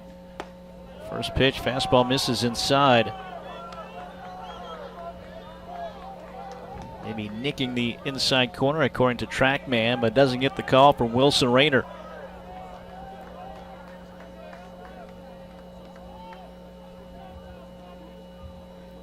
The 1-0.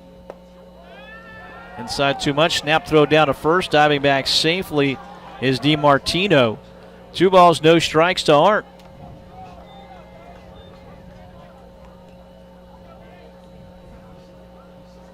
Arndt, 231 average with runners in scoring position. Overall, 216 here this season. Neither runner being held on. Both runners with a good lead off the pitch. 2-0 chop to third, but foul. 2-1.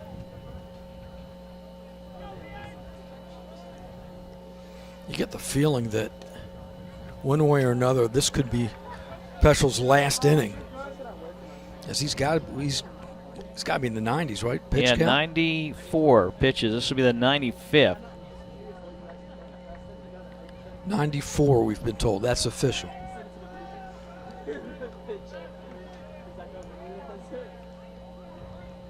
Two-1.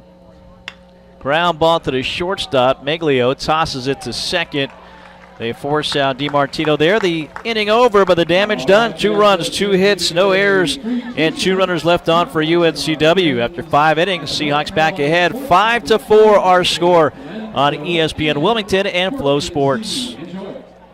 If there's one thing we like, it's choices. Find yours with Ford F-150, gas, hybrid, or all electric. Whether it's towing, powering up, or getting from 0 to 60 in 3.8 seconds, what you choose to do with that much power is up to you. Tough this smart can only be called F-150. Get 1.9% financing for 72 months on select Ford trucks, plus take advantage of complimentary limited maintenance plan offers, only at your Carolina Ford dealer. Game day at Walk-Ons is just different, and it starts with the way our teammates prep each dish from our scratch menu. No shortcuts. We are hand cutting every single mozzarella log straight from the block, hand peeling, stuffing, and bacon wrapping each voodoo shrimp, hand carving ribeyes for our steaks and po' boys, and hand slicing, then tossing our boneless wings and our house-made sauces. With wall-to-wall TVs and food like this, why would you want to watch anywhere else? That's game day, the Walk-Ons way. Good game for the first ever conference matchup between UNCW and Campbell University. 5-4, Seahawks up a run. Both teams scored 2 in the 5th to put the Seahawks back out ahead by that run. Top of the 6th inning, it'll be Kuntz, Schultz, and Meglio due up against Connor Marshburn, who came in the 5th. Got some good defense behind him. A couple of Runners thrown out the plate for Campbell. And now for Marshburn, he just needs a catcher. Waiting for Art, who was the last batter in that inning, to get the gear on. Makes his way out of the dugout and hits behind the plate. So again, now that Schaefer's line is complete, it's 4 1/3, 4 earned runs on 6 hits, 4 Ks, a walk. Had a wild pitch in there. And again, the big thing of the 6 hits, 4 extra base hits, including 2 2-run home runs. 4-7-0 for Campbell. UNCW 5-5-0 as we go to the top of the 6th. Kuntz, the designated hitter, is 1 for 2. Double to right center. The second is hit.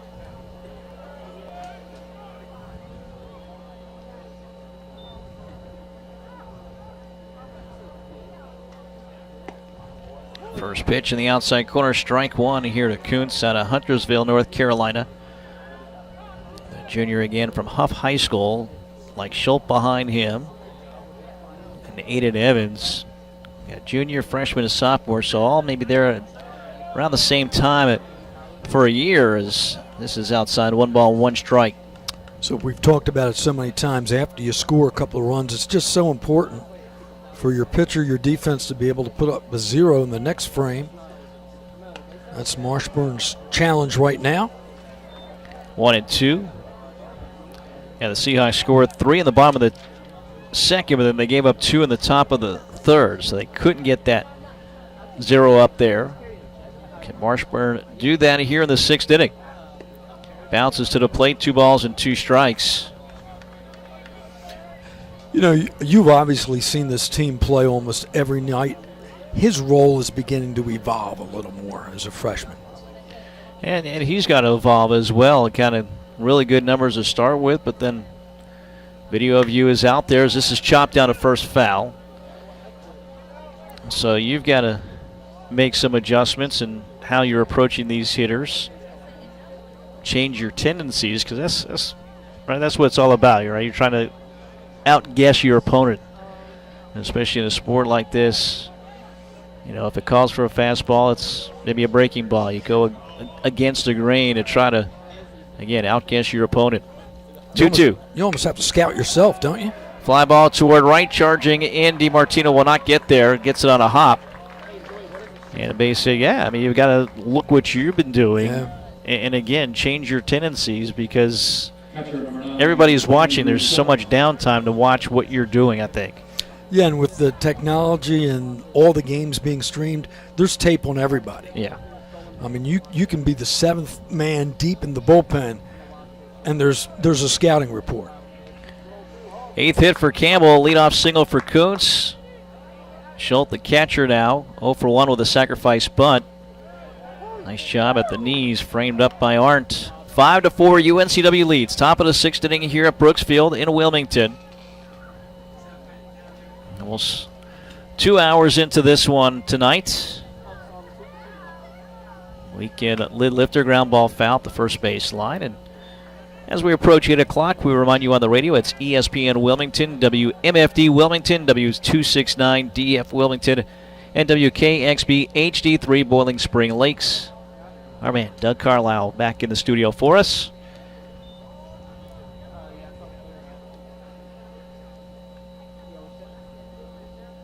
Oh-2 pitch, swung on, chased it, and strikes out. Does Schultz, 1 away.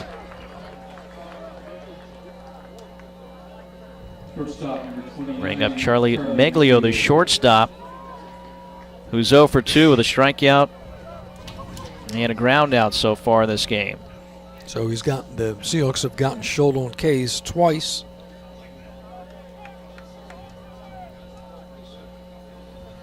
In fact, for the most part, Seahawks have handled the bottom portion of this Campbell lineup.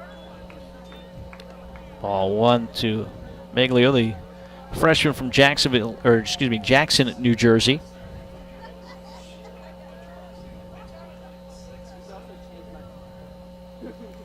Bounce to the plate, gets away from Art, and I'll get the runner Kuntz to second on a wild pitch. You know, it doesn't show up in the box score as an error, but I mean, several wild pitches, a couple of pass balls already. Just can't give up free bases. And now you're ahead in the count. You're behind in the count, 2-0.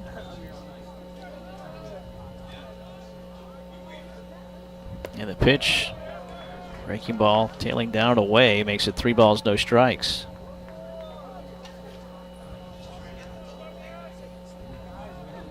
Tying run in scoring position here for Campbell. Top of the 6th inning. 3-0, popped it up. Will it stay in play? Thatch shades toward the foul territory on the first base side, and he makes a catch for out number 2. So if you're the Seahawks, you're glad to see the 3-0 green light. Suddenly the inning takes a little different character. 2 out with a runner in scoring position. Riley, the second baseman, hitless at 0 for 2. Struck out his first time. 1 out pitcher to first. His second at bat.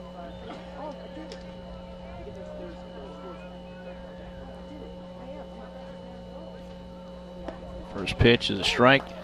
Riley from Concord, North Carolina, transferred from Gaston College, where Sean Doty's the head coach. Doty was the pitching coach here at UNCW for a couple of years under Mark Scaff.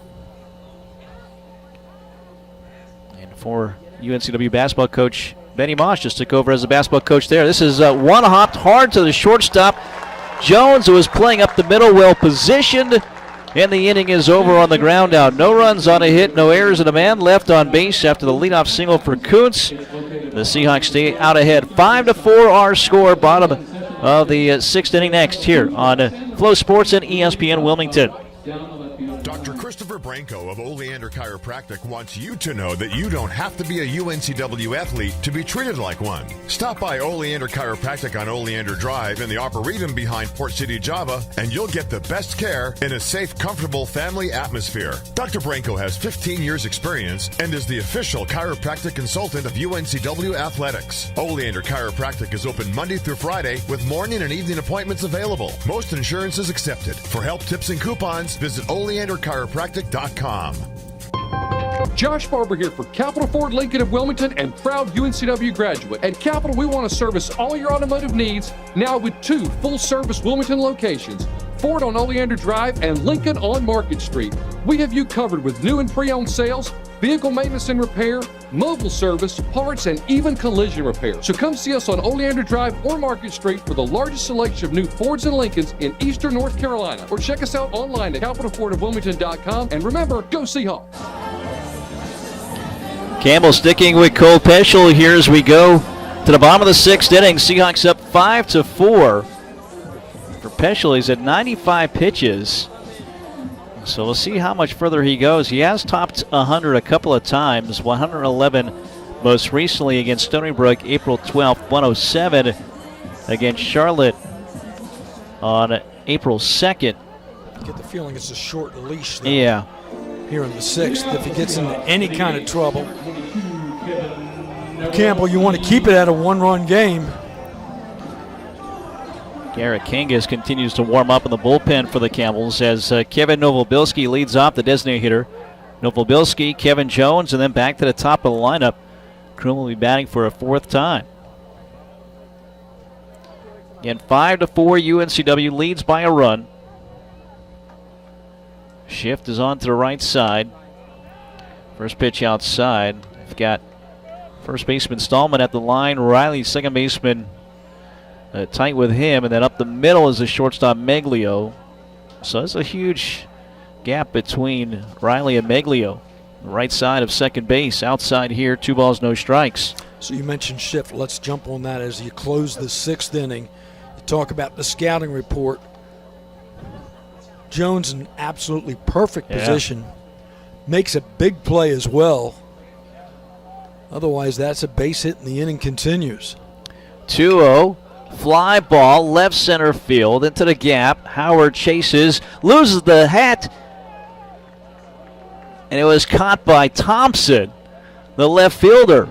Those two almost collided out there, and Dalen Thompson at the last minute called them off and made the catch to retire Novobilski. Well, Thompson with that little glide just gets over there a little nonchalant, but makes the play. As that ball, first of all, looked like it wasn't going to reach the warning track, and then it just kept carrying. No breeze for the most part at all. One out in the book. Kevin Jones now is 0 for 2. First pitch takes a strike. Yeah, you had Howard kind of running hard after that ball. Like you said, Thompson almost an afterthought, but yeah, makes that run look easy and able to make the play at the end. And you usually see the center fielder call off the left fielder on a play like that. Chop ball, that's a foul ball, they say. It went off on his foot. 0-2. That was his 100th pitch. So again, the third time with 100 plus for Cole Peschel this season, the transfer from University of Charleston in West Virginia. And again, I think it points to Campbell's importance to get innings out of him here on Friday night. Ironically, he got a win last week against Charleston. Went 6 innings against the Cougars. Inside, 1-2, the lone win for Campbell against Charleston, who won earlier today, half game up on UNCW. Second game in Greensboro, in bottom of the 8th inning, A&T leads Northeastern 4-2 after they beat them in the first game earlier today. Fouled back, still 1-2. 13-5, Aggies win over the Huskies in the first game. Tell you though, if you look at Peschel's breaking ball right now, it's a little doesn't have that sharp break to it right now, as you would expect as you're over 100 pitches here in the 6th. Swing and a miss. He'll strike out Jones for a second time.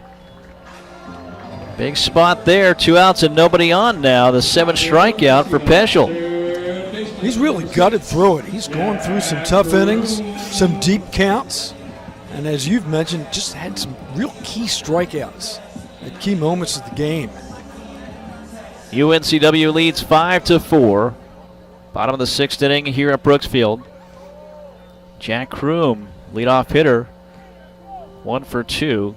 2 RBI single in the second, was hit by a pitch and scored in the 5th. Bounces that foul. And it's 0-1 to Kroom, the redshirt senior from Wilmington out of New Hatteras High School.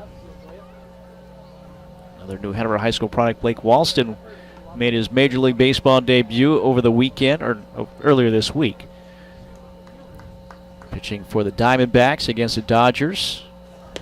Gave up a couple of runs, but struck out 5 batters as this pitch outside, 1-1.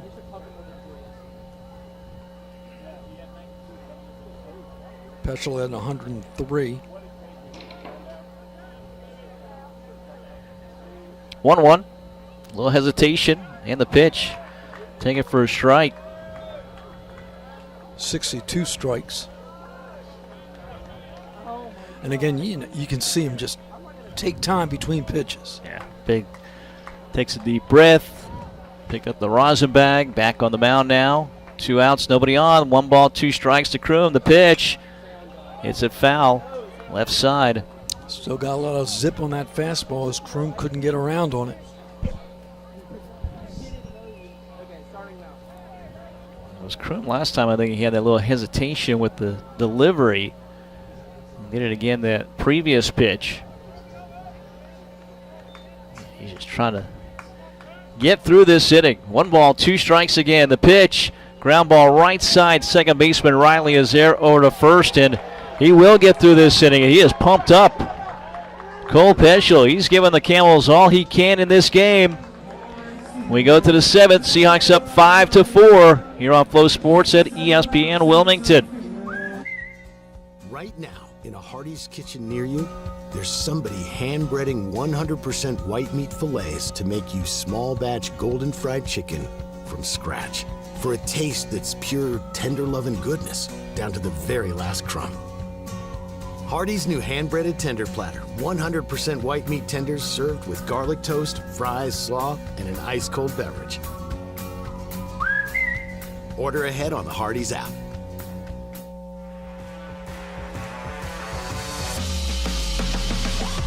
Heath Alton with Alpha Mortgage. As a former Seahawk, I know the importance of teamwork. So whether you're here at Trask Coliseum or at beautiful Brooks Field, take comfort in knowing that my team has you covered. From downtown to the suburbs to the beach. Give Alpha Mortgage a call. And go Hawks!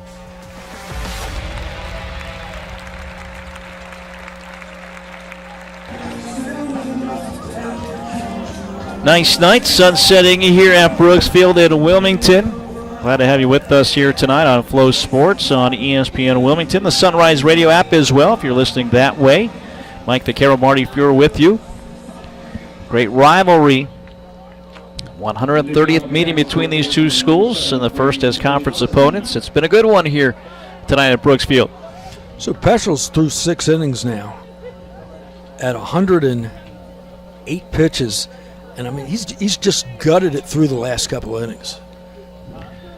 Connor Marshburn still on the mound for UNCW, the freshman righty. First pitch.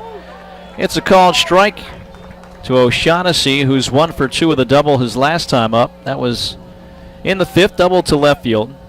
Seahawks with action up in the bullpen, just in case Marshburn runs into some trouble here on the top of the 7th. 1 ball and a strike now. Marshburn inning and 2/3, no runs, 2 hits. A strikeout and no walks. Seahawk dugout wanted to know where that pitch was told it was outside. That's hit foul. Back to the net, 1-2.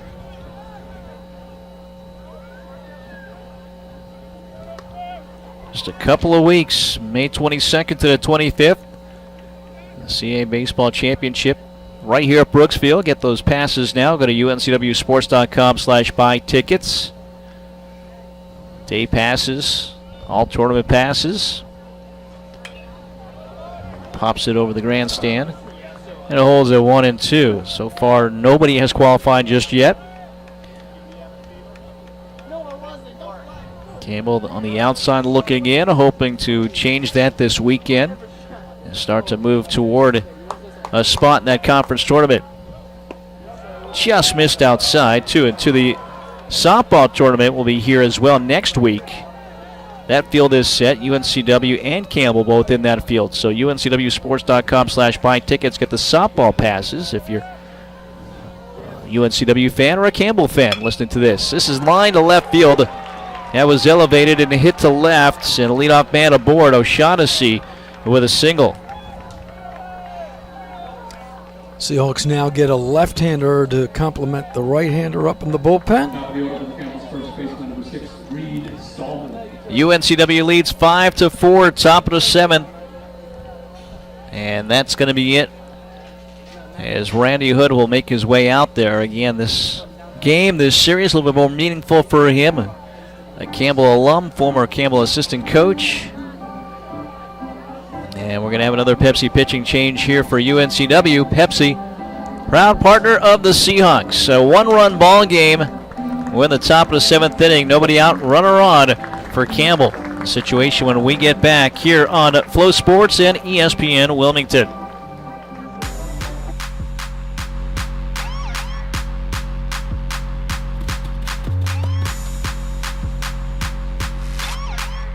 Today is your day. It's time to stop wishing for it and start working towards it. One day at a time, one workout at a time. Your best is not behind you. Look forward.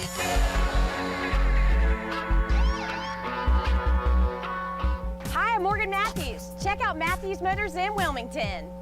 We have lots of inventory with easy online shopping on the new website, a home test drive and delivery program, a certified pre-owned warranty program, lifetime powertrain warranties, a new truck center, and ASE certified technicians that will keep you on the road. We are family owned and operated, so come check us out and become a member of the Matthews Motors family today.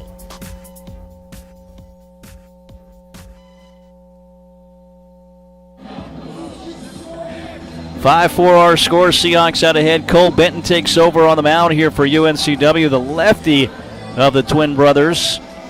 13th appearance, 2-0 with his record of 1.04 ERA, 156 opposing batting average as well. He's been good in his situations coming in. And a great spot here with back-to-back left-handed hitters in Stallman and Howard. Meant only 8 2/3 innings, but again, situational guy, lefty-lefty matchup guy, and he's been taking care of the business here this season for UNCW. So Marshburn, his record is still not complete. And again, we'll see the left-hander. Lefty-lefty matchup to start. Cole, a redshirt senior from Cerro Gordo, North Carolina, out of West Columbus High School. So his 9th appearance here, matching the 9 he had a season ago. Excuse me, his 13th appearance, rather, surpassing the 9 appearances he had a season ago. Cole doesn't have overpowering stuff, but he throws strikes. Gives his defense an opportunity to make the play. And, for the most part, Seahawks have played clean game defensively, which we mentioned is going to be a key in this series. Runner on first, nobody out. O'Shaughnessy at first base with a leadoff hit to left field. Top of the lineup, Reed Stallman, who homered his last at-bat in the 5th. Has 2 hits overall, 2 for 3. That home run, his 11th this season. And again, it's been the top of this Campbell lineup that's done all the damage. Big swing and a miss. Big breaking ball there from Cole Benton, 0-1.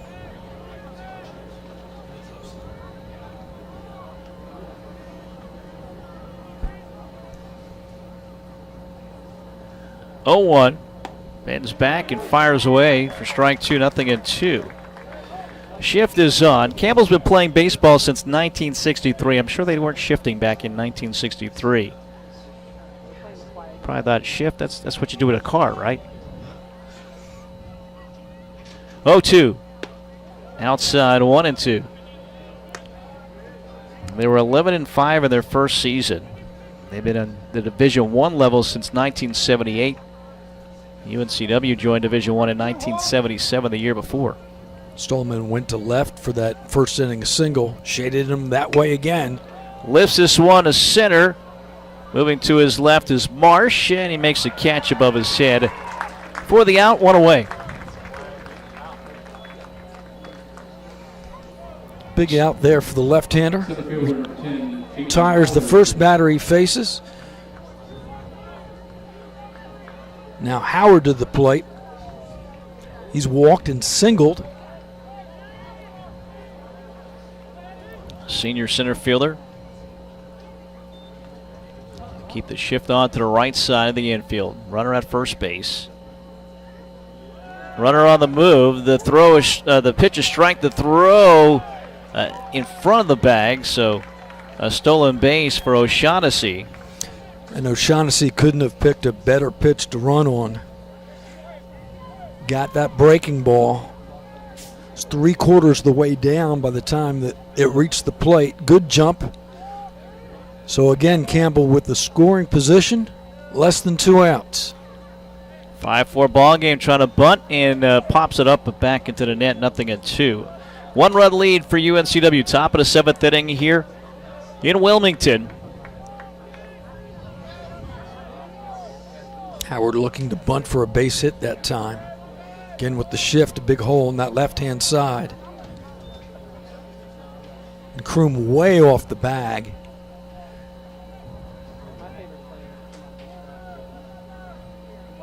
Benton looks at the wristband. Turn to second there, the runner picked off now. Jones, a high throw out of the reach of Kroom. They're lucky that didn't go into the dugout. The runner will get to third. Boy, they had him picked off, but the throw high from Jones trying to get it to Jack Kroom. You ever have the scenario where you almost have too much time to make the play? Dead to rights all times. Watch it here. Picked him off. And it's almost like he tried to throw it over the runner. Yep. Unfortunate it didn't go into the dugout, but now the tying run at third. 0-2 to the plate. Infield brought in now. And the pitch hits a right and gets down, and that will tie the game at 5. A base hit for a Howard, and a huge error there that allowed the runner, O'Shaughnessy, to get to third. Right fielder number 15, Lawson Harold. So 2 hits in the inning here for Campbell. 2 hits of the game for Howard. And we're even at 5, and that is going to be it for Cole Benton. So again, situational guy, lefty, his responsibility. And Randy Hood will go back to the bullpen, go back to a right-hander here, another Pepsi pitching change, as we will step aside here. Tied at 5, top of the 7th, 1 out. Runner on at first base. Back in just a moment here on Flow Sports and ESPN Wilmington. Experience what coastal living is all about in a Carolina skiff from Marine Warehouse. The high-output, lightweight Suzuki outboards are the perfect match. From fishing to cruising in 4 inches of water to 4,000 feet, Carolina skiff boats are at home everywhere, especially when paired with the reliable, powerful Suzuki 4-stroke outboard. As things are taking longer to get, order your Carolina skiff and Suzuki outboard today. Visit Marine Warehouse Center on Market Street or marinewarehousecenter.com. Be your best self with a membership to Planet Fitness, home of the judgment-free zone. Planet Fitness's goals for members is to feel fit-tacular through exceptional PF member experiences. For just 33 cents a day, that's $10 a month, you'll build both fitness and relationships. The Wilmington area has 3 locations, including one close to campus on Kerr Avenue and also one in Shallotte. Let Planet Fitness make you a better you and have a little fun along the way. Check out Planet Fitness at planetfitness.com. Tied at 5, top of the 7th. Inning continues with 1 out and a runner on at first base. Trace Baker takes over for UNCW. 17th appearance, no record, a 6.38 ERA. 18 1/3 innings, 21 hits, 13 runs, all earned. 14 strikeouts and 15 walks on the season. So Marshburn will be tagged for that run, as he was responsible for the runner at first. But, you know, we mentioned playing a clean game. Maybe the run scores on the single anyhow, but give up a free base, make the infield play in on that errant throw, especially when you had him dead to rights. I mean, you could have read Spalding on the ball and still made the play. Would have been the second out. The base is clear, and that hit somewhat meaningless, but instead it ties the game at 5. How about this? A&T takes 2 today from Northeastern, 4-2 the final score of the second game after winning the first game 13-5. So A&T helping out UNCW. So Baker, he'll face Lawson Harrell with a home run back in the 3rd inning. Harrell is 1 for 3 tonight. Campbell with 10 hits already on the night. That's the first run scored by the Camels, not off the long ball.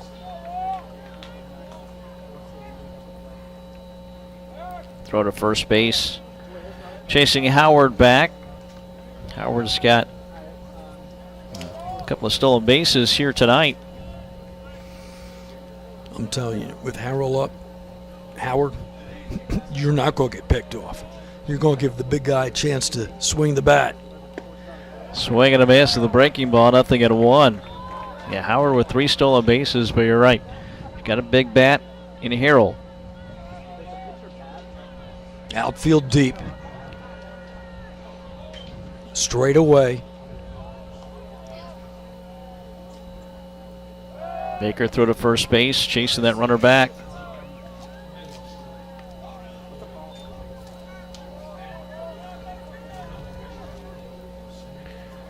Trace, a sophomore from Winterville, at Catawba Valley Community College, where he went 7-3 last year.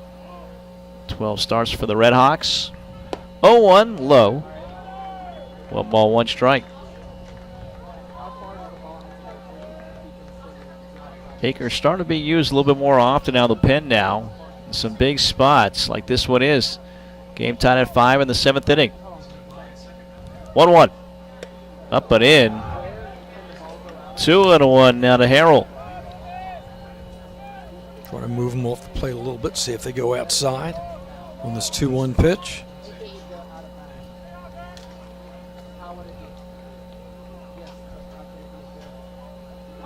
Two-one. Breaking ball for a strike at the knees. 2 balls, 2 strikes to count.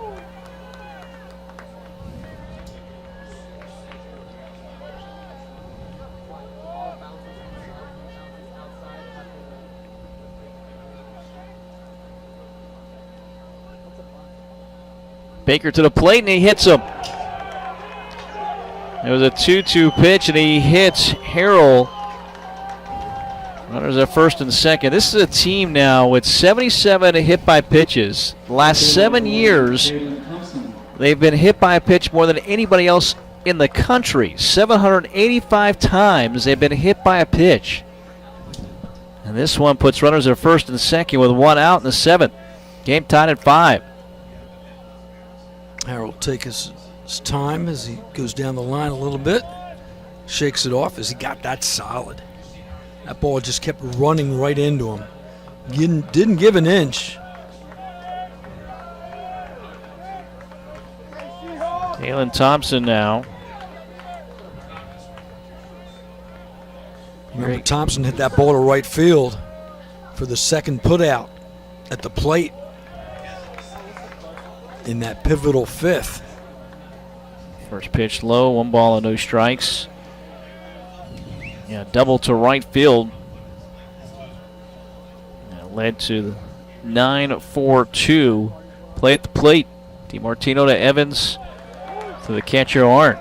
Strike taken there, 1 ball, 1 strike to count.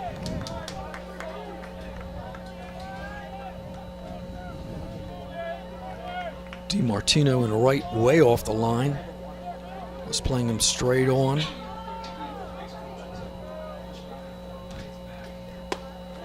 Down the middle of the plate, taken for strike 2. 1 ball, 2 strikes now. Seahawks could use a K here. Good look from our third base camera. Thompson out of Dunn, North Carolina, just outside of Bowie's Creek.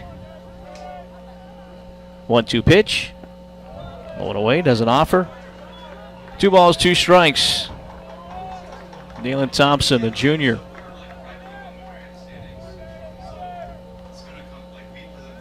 One away with runners at first and second base. Big spotty here. 2-2, fights it off. It'll hold 2-2.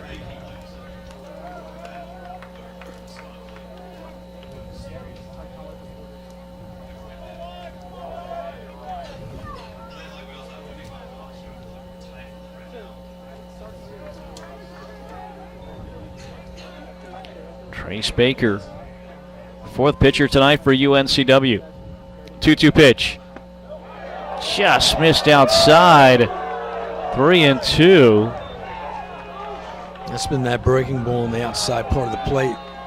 Neither pitcher's really had that call tonight. Full count. So do you chance to start the runners here?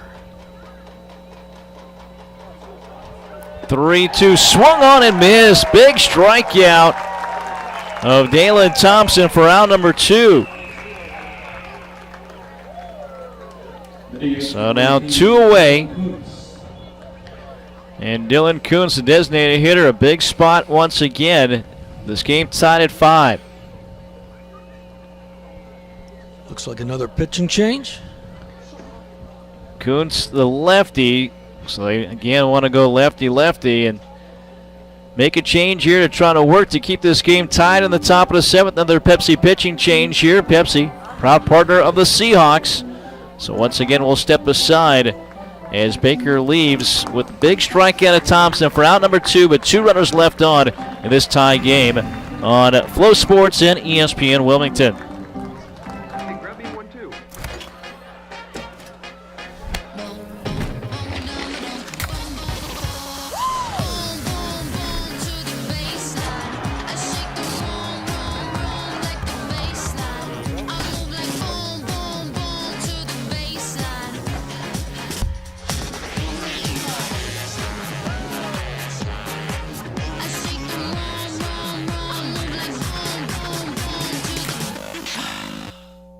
People have trusted Reed's Jewelers with their life's moments since 1946.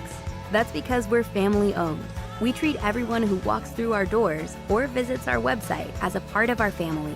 We have a beautiful selection of jewelry and watches for any occasion. We offer free shipping and returns, as well as multiple payment options to make sure you find the perfect gift. See why people have trusted Reed's Jewelers to celebrate their life's moments for over 75 years. Tie ball game here in the 7th, top half, 2 outs, 2 runners aboard for Kay Stroop. Another lefty-lefty matchup. Stroop, 14th appearance, 2-1 with a 4.96 ERA, 16 1/3 innings, 18 hits, 9 runs all earned, 10 strikeouts and 14 walks for Stroop. So, again, trying to play the matchups here. Stroop, senior from Apex. Started at Apex Friendship and then went to Brunswick Community College. Pitched there for 2 seasons. Now his 2nd year with the UNCW. Now face the lefty Dylan Kuntz.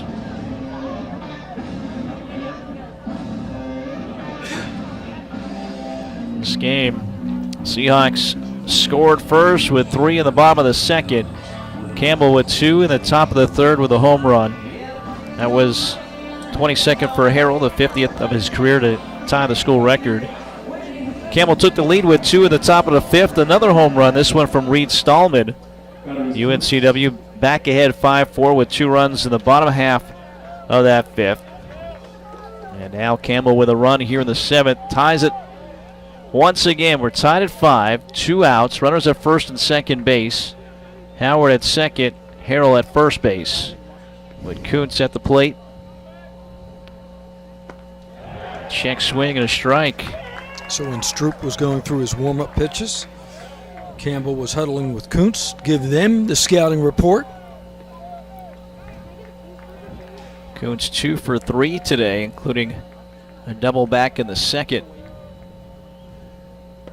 Pitch here at the knees for strike 2. Ahead 0-2. Working down in the strike zone is Kay Stroop. So you're ahead in the count. Want to see if he'll go chase. Pitch low, 1-2.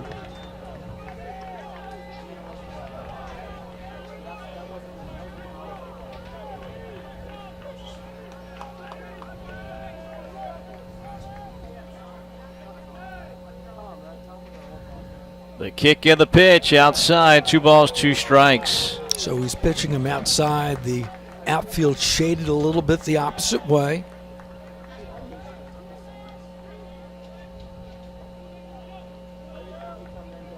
Two balls, 2 strikes, 2 outs, 2 runners aboard here for Campbell. The pitch, ground ball, the line at third but foul. It'll hold at 2-2.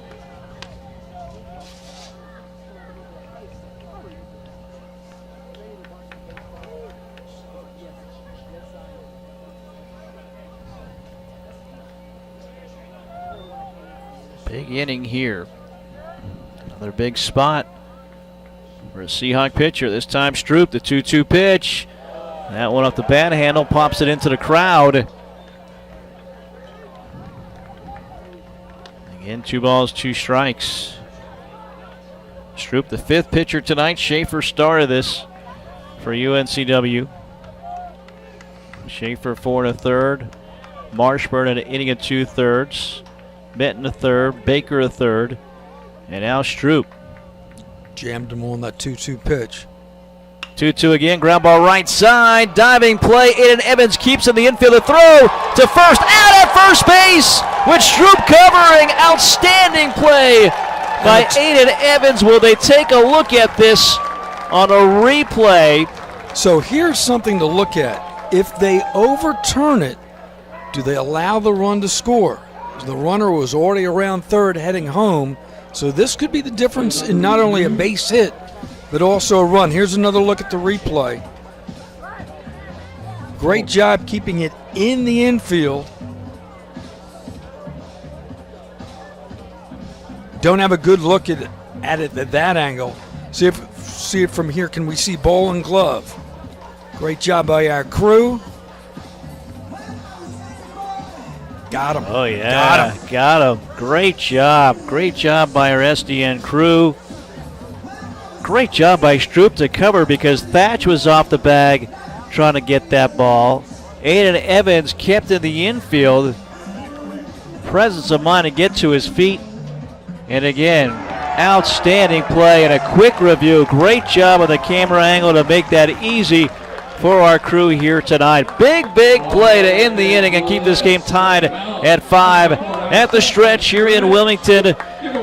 Back after this on Flow Sports and ESPN Wilmington. Right now, in a Hardee's kitchen near you, there's somebody hand-breading 100% white meat fillets to make you small batch golden fried chicken from scratch for a taste that's pure tender love and goodness down to the very last crumb. Hardee's new hand-breaded tender platter, 100% white meat tenders served with garlic toast, fries, slaw, and an ice-cold beverage. Order ahead on the Hardee's app. All-Star Flags is the Cape Fear source for all of your flag-related needs with high-quality American-made flags and poles. We also specialize in custom flags and banners, including the championship banners hanging within Trask Coliseum. All-Star Flags offers full-service installation on flagpoles, both residential and commercial. Visit our showroom and browse through our selection of U.S., state, military, sports, and international flags. Or check us out online at allstarflags.com. All-Star Flags, quality in every star. Boy, great job all the way around. Aiden Evans, Case Stroop, and how about our SDN crew? We got Riley directing it all tonight on cameras. Seth, Joy, Carson on replay, Ryan, graphics, Richard. They did such a great job. They made it easy for the umpires. A quick review, probably the quickest we've seen this season. And a great angle from the third base camera there to make that one easy. So for Campbell now, Packy Bradley Cooney takes over on the mound. He's 2-0 with a 7.14 ERA, 19th appearance, 29 innings, 22 hits, 27 runs with 23 earned, 39 strikeouts, 23 walks on the season. So Peschel finally done here, going 6 innings, 5 runs on 5 hits, 7 strikeouts, 3 walks, 108 pitches for Peschel. Giving way now to Bradley Cooney. And you know, he won't be the pitcher of record. But I'll tell you, if Campbell wins this game, they're going to point back to a gutsy 6 innings. Gave up that 3 spot in the 2nd inning and then a couple of runs in the 5th. Aiden Evans, go figure, makes a great defensive play, and he leads off here in this 7th. Game tied at 5, almost gets hit by a pitch, twists away from it. Ball and no strikes. Bradley Cooney, the junior right-handed pitcher out of Woburn, Massachusetts.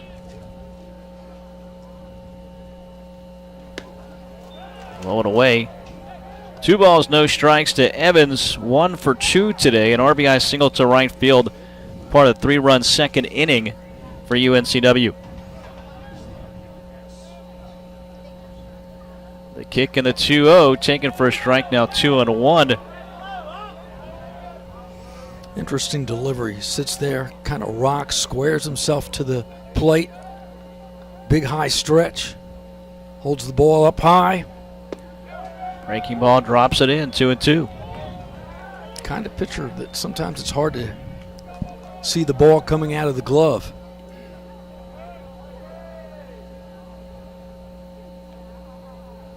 Two. Off the end of the bat, 1 bouncer to the shortstop Meglio over to first base, and there's 1 away. That'll bring Tanner Thatch to the plate. Thatch, RBI double to right field in the 5th inning, 1 for 3. Now 4 for 31 since his 21st home run. He's done some other things besides the home runs, driving in some runs without the benefit of the round tripper. The shift is on. 1 out, nobody on. Game tied at 5, bottom of the 7th inning for Thatch. First pitch, hits it foul to the left side.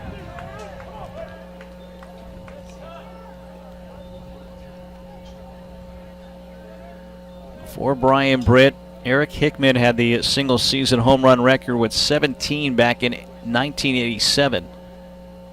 Ground ball right side, second baseman Riley over to first to retire Thatch. 2 away now. Here in the bottom of the 7th, game tied at 5. Riley did a good job turning what was a tough hop into a routine play. The ball came up on him at the last second, but he stayed down. 2 up, 2 down to start the bottom of the 7th. Trevor Marsh, 5th time as a cleanup hitter this season. 1 for 3 with an RBI double in the 5th. First pitch, fly ball to left, twisting around and missing it is Thompson. It goes to the wall and a stand-up double for Marsh. That time maybe a little too much with the nonchalant. Initially went back left and then twisted back to his right. And it's over his head for the double. Take another look at it here. Again, he plays a shallow left field, so he's got to get on his horse. And as you described, Mike, he turned to his left and the ball kept fading to his right. 2-out base runner. See if the Seahawks can get a big 2-out hit here. UNCW, their 6th hit of the game. First hit in a long time. Half of those have been doubles here tonight. First pitch, a strike to DiMartino. He's got a double back in the 2nd. Actually, 4 of the 6 hits have been doubles for UNCW. Bradley Cooney, the pitch outside. 1 ball, 1 strike. Bradley Cooney played last year junior college CCBC Essex in Rossville, Maryland. 2 seasons there, 40 strikeouts in 23 2/3 innings. 1-1 gets away from Schultz. A little hesitation from Marsh. I don't know if he saw that at first, but he'll get to third on the wild pitch. And now 2-1 the count. So the go-ahead run 90 feet from the plate here for UNCW. So Schultz, the pitch before, made a nice backhanded stop. Otherwise, that would have been 2 wild pitches. Bottom of the 7th inning, tied at 5, 2 outs, runner at third base. DiMartino looking for a big hit. 2-1 pitch. Hits it foul and out of play to the right side. 2 balls, 2 strikes to DiMartino.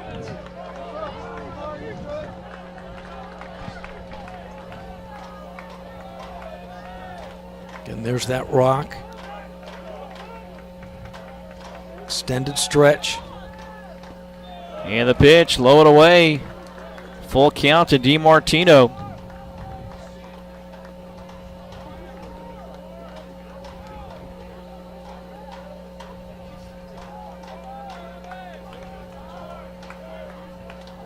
Payoff pitch. Swung on and missed by DiMartino. And he'll leave the go-ahead run at third base. No runs on a hit, no errors, and a man left. We're through 7, tied at 5. UNCW and Campbell tonight here on Flow Sports and ESPN Wilmington. Experience what coastal living is all about in a Carolina skiff from Marine Warehouse. The high-output, lightweight Suzuki outboards are the perfect match. From fishing to cruising, in 4 inches of water to 4,000 feet. Carolina skiff boats are at home everywhere, especially when paired with the reliable, powerful Suzuki 4-stroke outboard.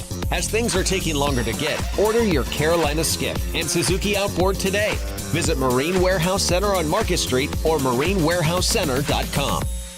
Be your best self with a membership to Planet Fitness, home of the judgment-free zone. Planet Fitness's goals for members is to feel fit-tacular through exceptional PF member experiences. For just 33 cents a day, that's $10 a month, you'll build both fitness and relationships. The Wilmington area has 3 locations, including one close to campus on Kerr Avenue and also one in Shallotte. Let Planet Fitness make you a better you and have a little fun along the way. Check out Planet Fitness at planetfitness.com.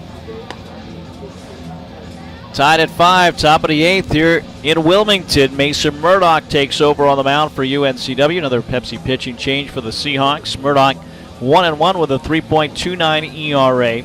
This will be appearance number 14 on the season. 13 2/3 innings, 10 hits, 6 runs, 5 earned, 14 strikeouts, and 7 walks for Murdoch. 6th Seahawk pitcher of the night. Marshburn went 1 2/3. Benton a third. Baker a third. Stroop a third of an inning. And a lot of situational pitching changes for the Seahawks in the 7th inning.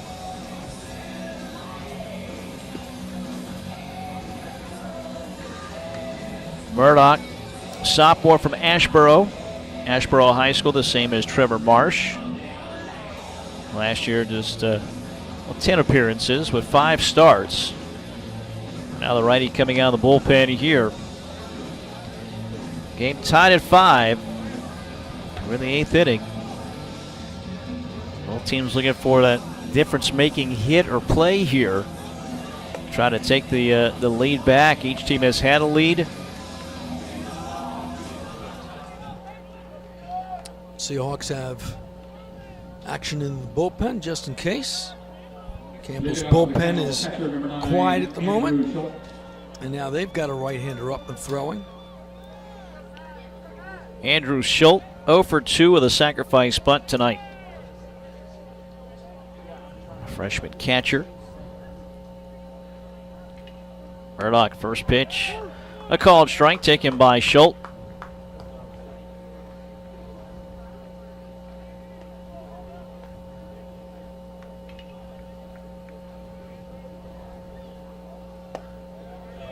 Inside 1-1. Game 2 tomorrow at 6 o'clock. It'll be Zane Taylor for UNCW, the freshman Cooper Clark for Campbell, scheduled starters. That stays high, 2-1. RJ Sales expected to be back here in town and pitch in Sunday's game against another freshman, Nate Retain, for Campbell. 2-1, high, 3-1. Game tied at 5. But Murdoch falling behind here, 3-1 to the leadoff man, Schultz.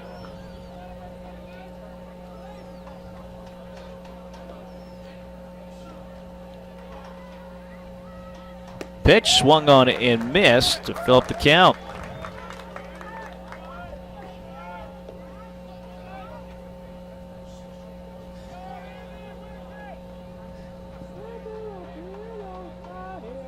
Three-2 will hit him in the back. Murdoch loses that one, and he loses the batter. And now the go-ahead run is on base, leading off in this 8th inning for Campbell. Shortstop, number 29, Charlie Meglio. Shortstop, Charlie Meglio now. 0 for 3. Strikeout, ground out, and pop out so far for the freshman. Number 7 hitter. You'd expect possibly a bunt to move the runner over, play a little small ball. No indication on the first delivery, outside. All of those strikes here to Meglio. Seahawks playing everybody back, not expecting a bunt. Ground ball foul, third base line, 1-1. You don't expect Schultz to steal either. He's just 0 for 2 on the season.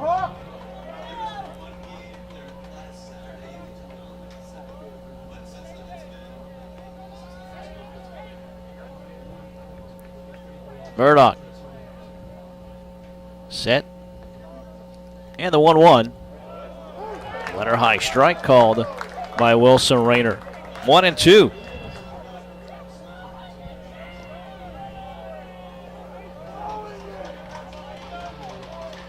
Big spot after big spot here in this tight ball game. Tied at 5 in the 8th. 1-2 pitch. Missed with the breaking ball high, 2-2.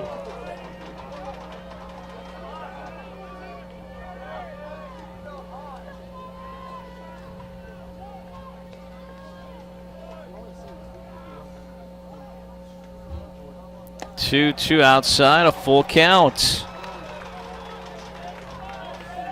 So after hitting the first batter, a full count. Count runs full again. Ground ball. Oh, took a bad hop, gets past Kroom at third to the left field. They start the runner. He'll go first to third. Now we'll see how that's going to be ruled here. It'll be a base hit for Meglio. That was just an odd hop coming up and in, and a tough one to field for Kroom as we'll take a look. And as you said, they started the runner. It looked like it almost hit in that cutoff grass right before the dirt hits the grass and the dirt meet. And with that, we'll have another pitching change. Lefty and Chandler Riley coming up for Campbell. So a lefty warms the bullpen, and it'll be another Pepsi pitching change here for UNCW. In the eighth, nobody out, runners on the corners, and a game that's tied at 5. Stay with us. We'll be back after these messages here on Flow Sports and ESPN Wilmington. There is something indescribably special about this place. The way it looks, the way it feels, the way we care for one another and our community. The University of North Carolina Wilmington is like no other. Your journey starts here. We invite you to discover what makes UNCW like no other.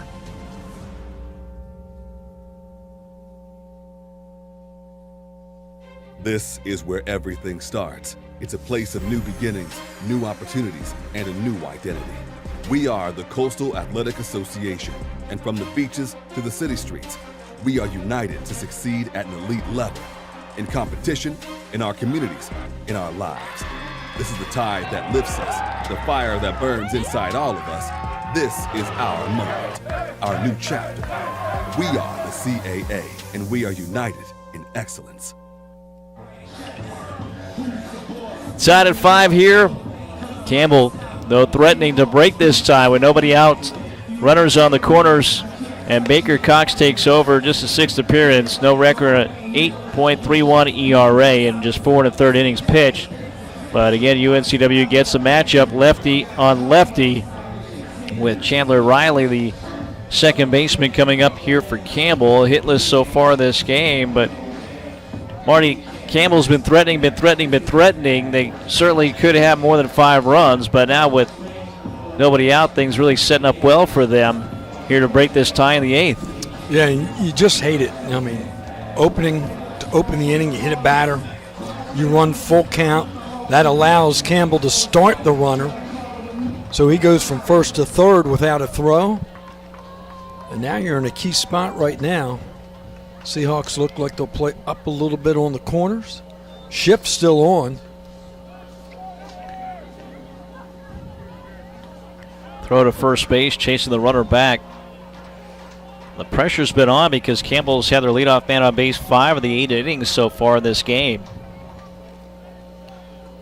Also, you make that throw over to first a little bit to see if Campbell will maybe indicate whether you're going to bunt early.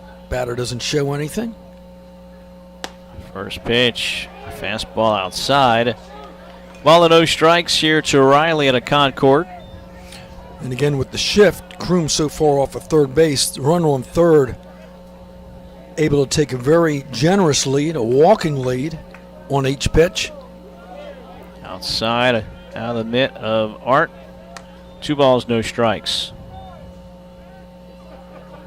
Yeah, you mentioned it. The Seahawks pitching staff has walked the tightrope a couple of times tonight. See if they can escape one more time. 2-0. This is away. 3 balls, no strikes. Seahawk dugout barking a little bit.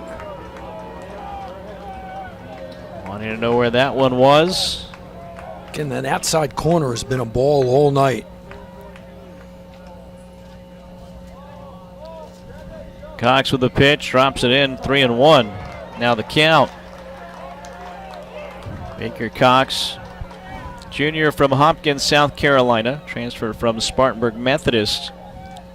He began his career at Charleston Southern. 3-1, popped it up. Shallow right field, charging in DiMartino. Called off by Evans in shallow right field to make the catch, and there's one out. A big out. Keeps the runners on the corners. Keeps this game tied right now at 5 in the 8th inning. That'll be O'Shaughnessy. 2 for 3.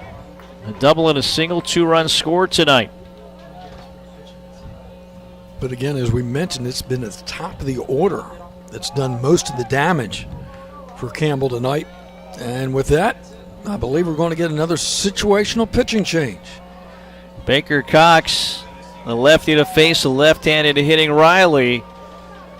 Well, you've got a big stable of pitchers for UNCW that affords you the chance to do what Randy Hood is doing here and try to get the matchups, play the percentages, and have things, what he's hoping to fall out in his favor here.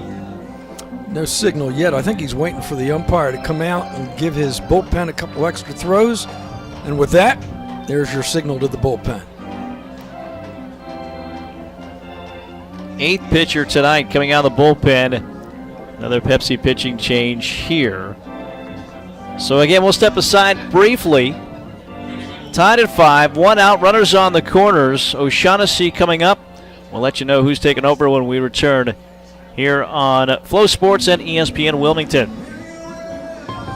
Josh Barber here for Capital Ford Lincoln of Wilmington and proud UNCW graduate. At Capital, we want to service all your automotive needs now with 2 full-service Wilmington locations, Ford on Oleander Drive and Lincoln on Market Street. We have you covered with new and pre-owned sales, vehicle maintenance and repair, mobile service, parts, and even collision repair. So come see us on Oleander Drive or Market Street for the largest selection of new Fords and Lincolns in eastern North Carolina. Or check us out online at capitalfordofwilmington.com. And remember, go Seahawks. At Pawn USA, we buy, sell, trade, and loan money on almost anything. Buying? Come check out our amazing inventory at our 5 convenient locations. Selling? We can give you cash or a loan for your items on the spot. Find the Pawn USA nearest you in Wallace, Charlotte, Leland, and in Wilmington, and we'll work with you for an enjoyable and beneficial experience. Ask about our free layaway plan and check us out at pawnusa.net and on eBay. There's always a new find at Pawn USA.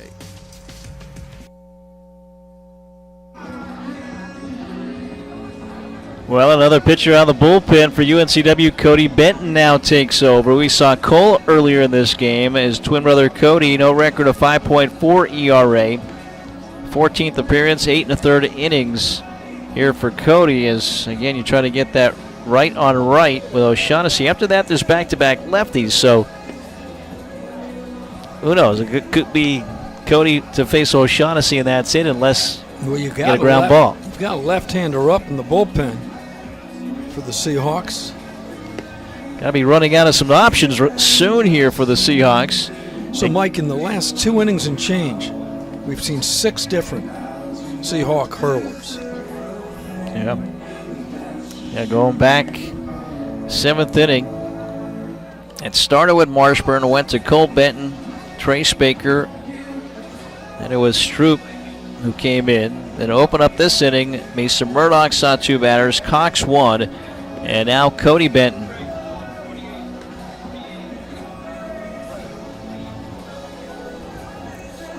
So Luke Craig is warming in the bullpen for UNCW. We thought maybe we wouldn't see him tonight after a longer outing, 4 innings of work at NC State on Tuesday to get the win. Well, I think if you're Randy Hood, ideally you wouldn't have to see him tonight. 5 all. Top of the 8th inning, 1 out. Runners on the corners. Schultz at third. Meglio at first. And again, Mike, I think it just shows the urgency to get that Friday night win. I mean, it can really set up your weekend. Both teams putting it out, everything out on the line to get this opener. 1 out, runners on the corners. Cody Benton comes set the pitch. Breaking ball high. Ball and no strikes to O'Shaughnessy. Again, 2 hits, a double and a single, and 2 runs scored tonight. So if you're Campbell, do you start the runner at first? They do. Square to bunt. No throw. Stolen base. Puts 2 in scoring position now. So that played out as you might think. 2 balls, no strikes to count to O'Shaughnessy. Big pitch here. You don't want to go down 3-0, but at the same time, you can't groove it. Infield up. 2-0. Fly ball, left center, moving back. Is Wills at the wall, makes the catch, runs into the fence. No, he dropped it with the collision into the wall. He's hurt, and 2 runs will score on a double. It looks like he banged that left elbow. We'll get another look at it, I'm sure, up against the fence. Another look at it from our look behind the plate right there. It almost, he just feels the missed fence, missed the ball. 2 runs will score. So 7-5 now. Campbell takes the lead. 2 runs, couple of hits this inning. And O'Shaughnessy, his 3rd hit, drives in those 2 runs. Top of the lineup now, Reed Stallman, with O'Shaughnessy at second base.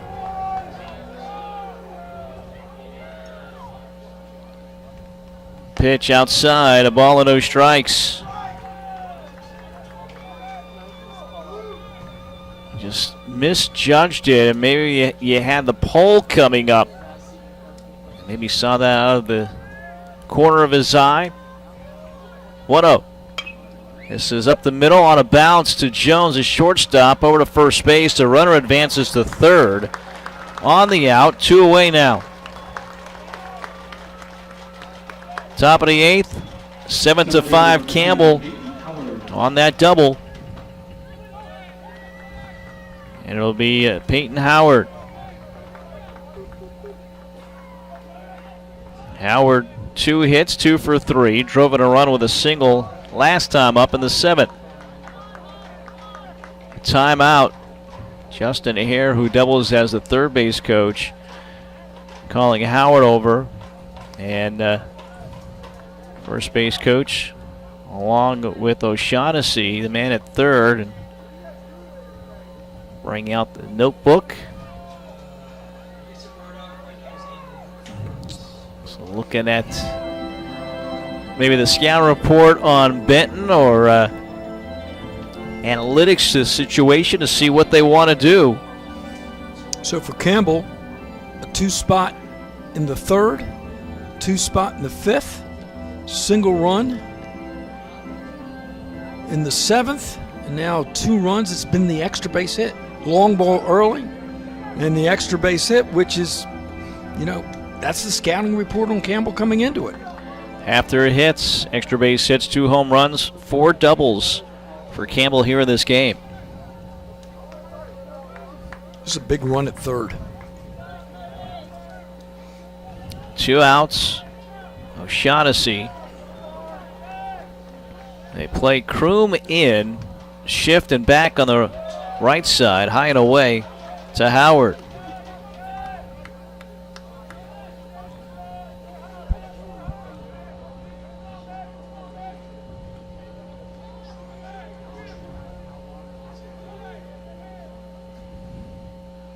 A check swing and a ground ball to Kroom. Again playing in over to first base.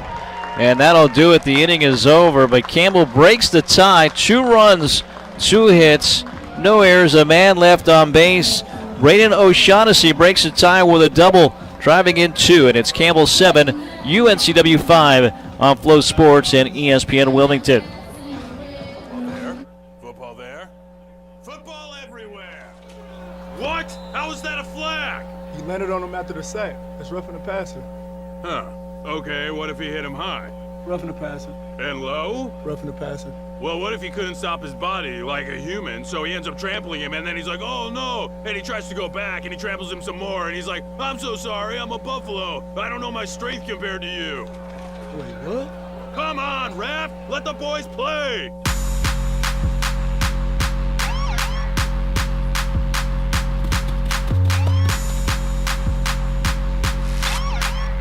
Today is your day. It's time to stop wishing for it and start working towards it.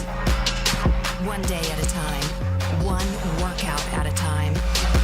Your best is not behind you. Look forward.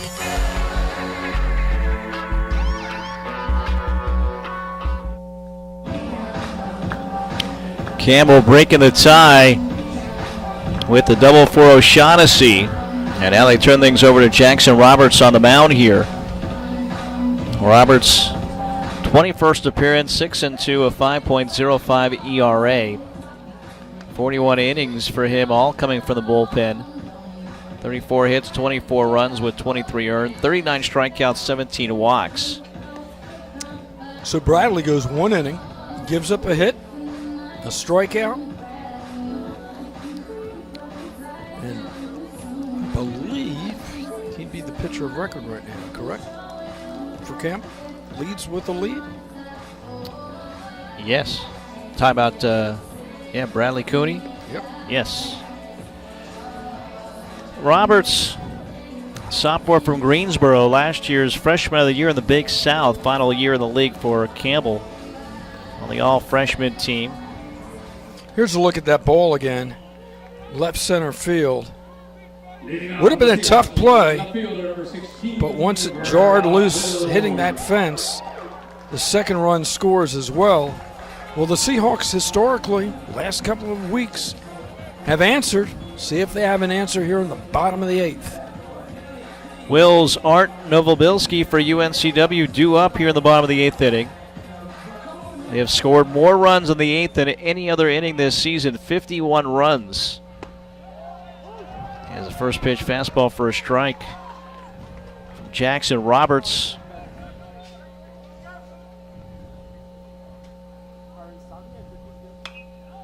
Pop up but out of play, nothing at 2. Roberts, his dad Scott, former cross-country athlete at UNC Greensboro.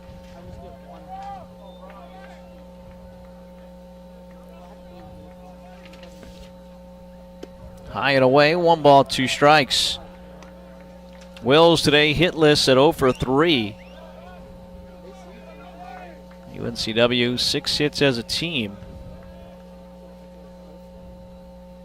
1-2, pops it up, going foul, chasing the third baseman O'Shaughnessy, but it goes out of play. Bottom of the lineup, Wills, Art, Novobilski, and Jones have, without a hit. 1 through 5, they all have at least 1 hit. 0 for 11. Wills, Art, Novobilski, and Jones combined. That's slice foul down past the deck. It'll hold 1 and 2. Down 7-5. You need these 4 to, at least 3 to try to do something here to flip things back over. Low, 2-2 now the count.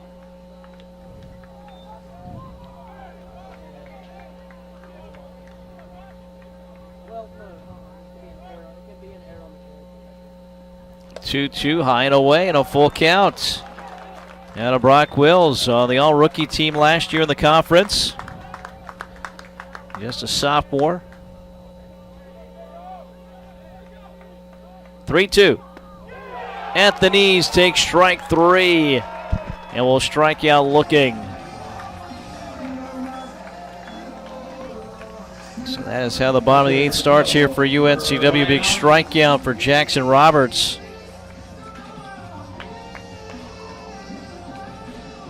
Brian Art, 0 for 3. He's been on base with a fielder's choice twice. Scored a run in the second. It's 7-5. Campbell leads by 2. That was fouled off.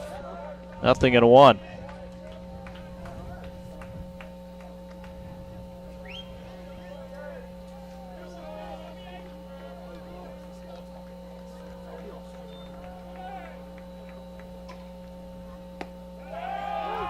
That pitch taken for strike 2. Had to count. Showed that curveball. Set up outside. Working quickly here. 1 ball, 2 strikes, missing high and away. Art.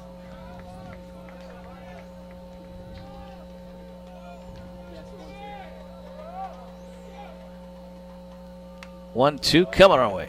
Foul straight back. Brother Jason has a new song, Spotify. Jason and Brian did looked like they did a little video from the hotel room last weekend to help promote that. 1-2 pitch, popped up and over the grandstand. Jason, the budding country music singer.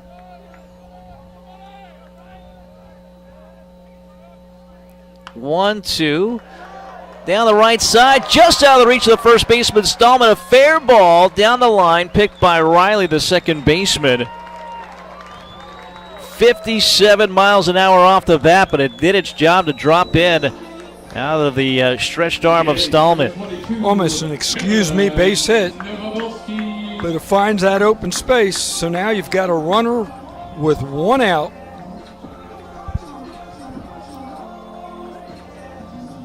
Seahawks trailing 7-5, bottom of the 8th inning. Kevin Novobilski 0 for 2 with a walk.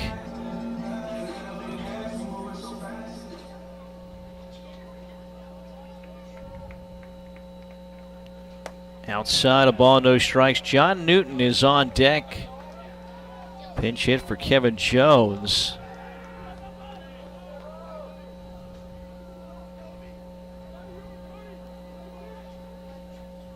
One-0. Pops it foul. Out of play to the left side. 1 ball, 1 strike to Novobilski. Walked in the second and scored a run. UNCW led 3-0. Trail 4-3. Game was tied at 5. Campbell with 2 runs in the top of this 8th inning. Up 7-5. Fighting Camels over UNCW. This pitch low. Now 2-1. Shortstop straight up the middle. A shade to the third base side of the bag. Swing and a miss. Off balance. Was Novobilski. 2 balls and 2 strikes. He's looked off balance a couple times tonight. Big pitch here. Roberts to the plate. Popped up by Novobilski behind the plate. The catcher Schultz tosses the mask, makes the catch on his way to second, and there safely is Art. Try to deke him, making it look like the ball went to the outfield, but he knew to stay on the bag. So 2 outs and a runner in scoring position at second base for John Newton. Heads up play, taking the base after the catcher makes a tough put out behind the plate. And here's Newton, the pinch hitter, as you mentioned.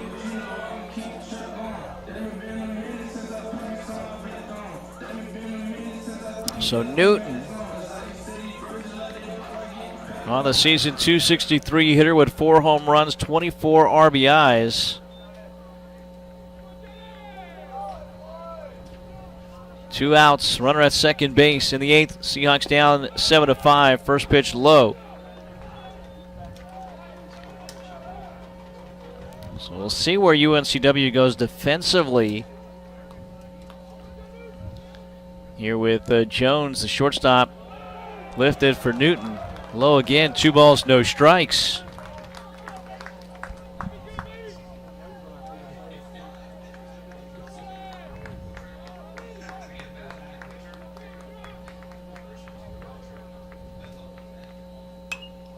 Fly ball down the right field line. Will it fall? Diving play off the glove of a hero. A run will score on his way to second.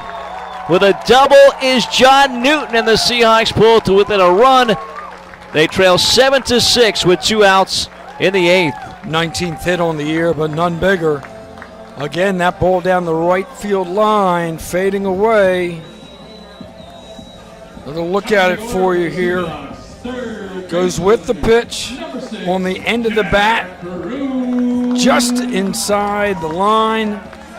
And all of a sudden, the tying run at second at the top of the order. 76 miles an hour off the bat there for Kroom. So 2 weakly hit baseballs become hits, and that one an RBI double. They look like bullets in the book there, don't exactly.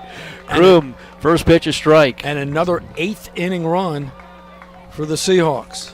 52 on the season, down 7-6. Bottom of the 8th inning. Jack Kroom drove in 2 with a single back in the second. Breaking ball, bounces it through the right side. This could tie the game. Around third, and coming in to score is Newton, as Kroom has a stand-up double, and we're knotted at 7 here in the bottom of the 8th inning. So once that ball gets through the infield, you know the run's going to score, as they were playing away from the line. Again, look at it here. Takes that pitch, drives it, and the right fielder way off the line. You're going to tie the score going in home standing. And 2 out, 2-run base hits. And now the Seahawks, all of a sudden, we talked about, can they answer? They get off the mat again. And now a quick visit to the mound. But the Seahawks, 2 outs ago, were down by 2. Now they have a chance to take the lead with a 2-out base hit here.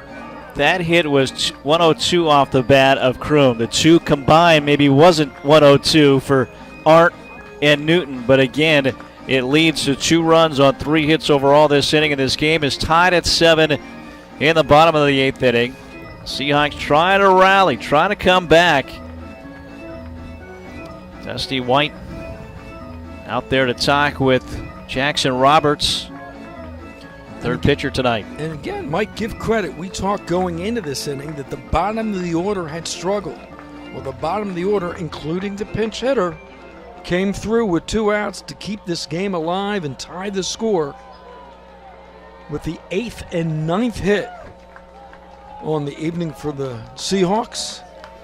And now Evans up in a key spot.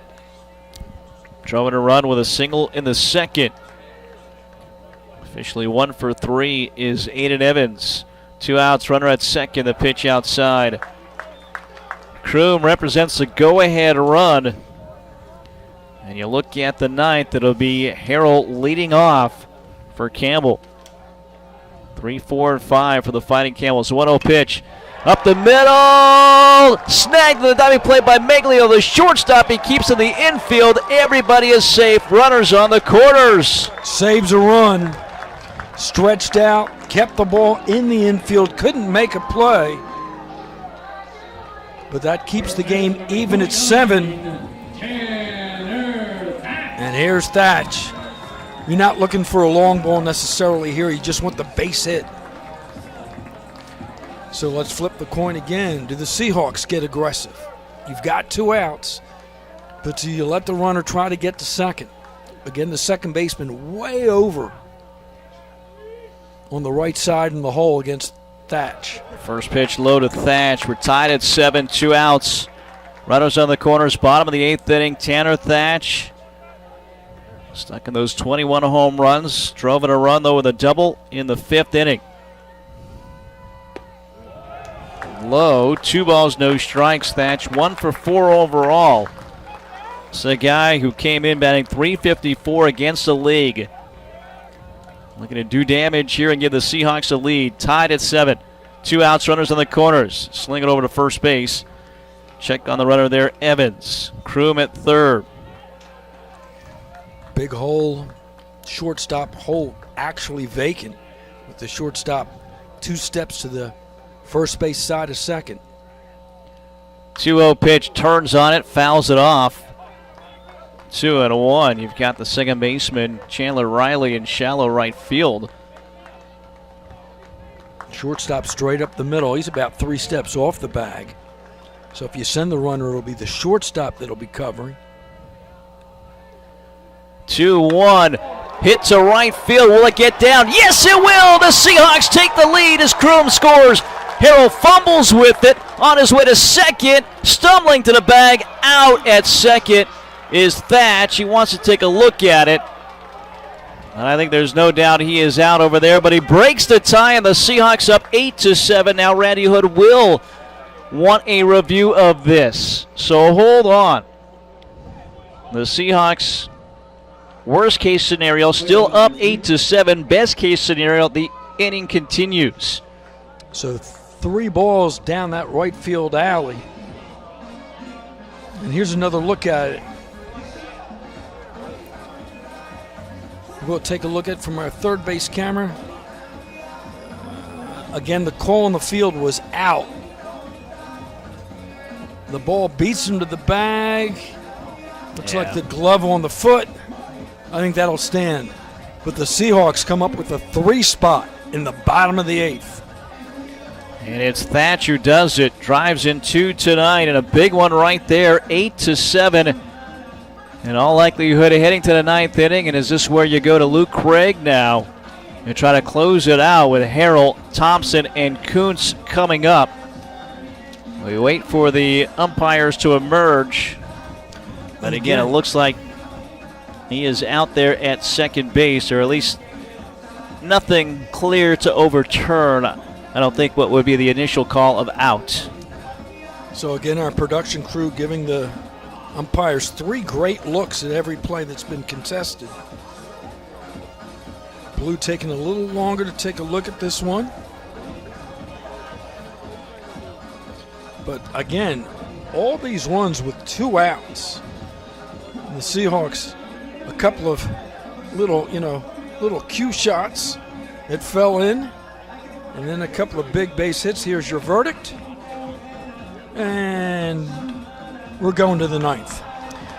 That confirmed that he was out at second base, but he still breaks the tie. Thatch drives in 2. Seahawks up 8-7 as we go to the 9th here on Flow Sports and ESPN Wilmington.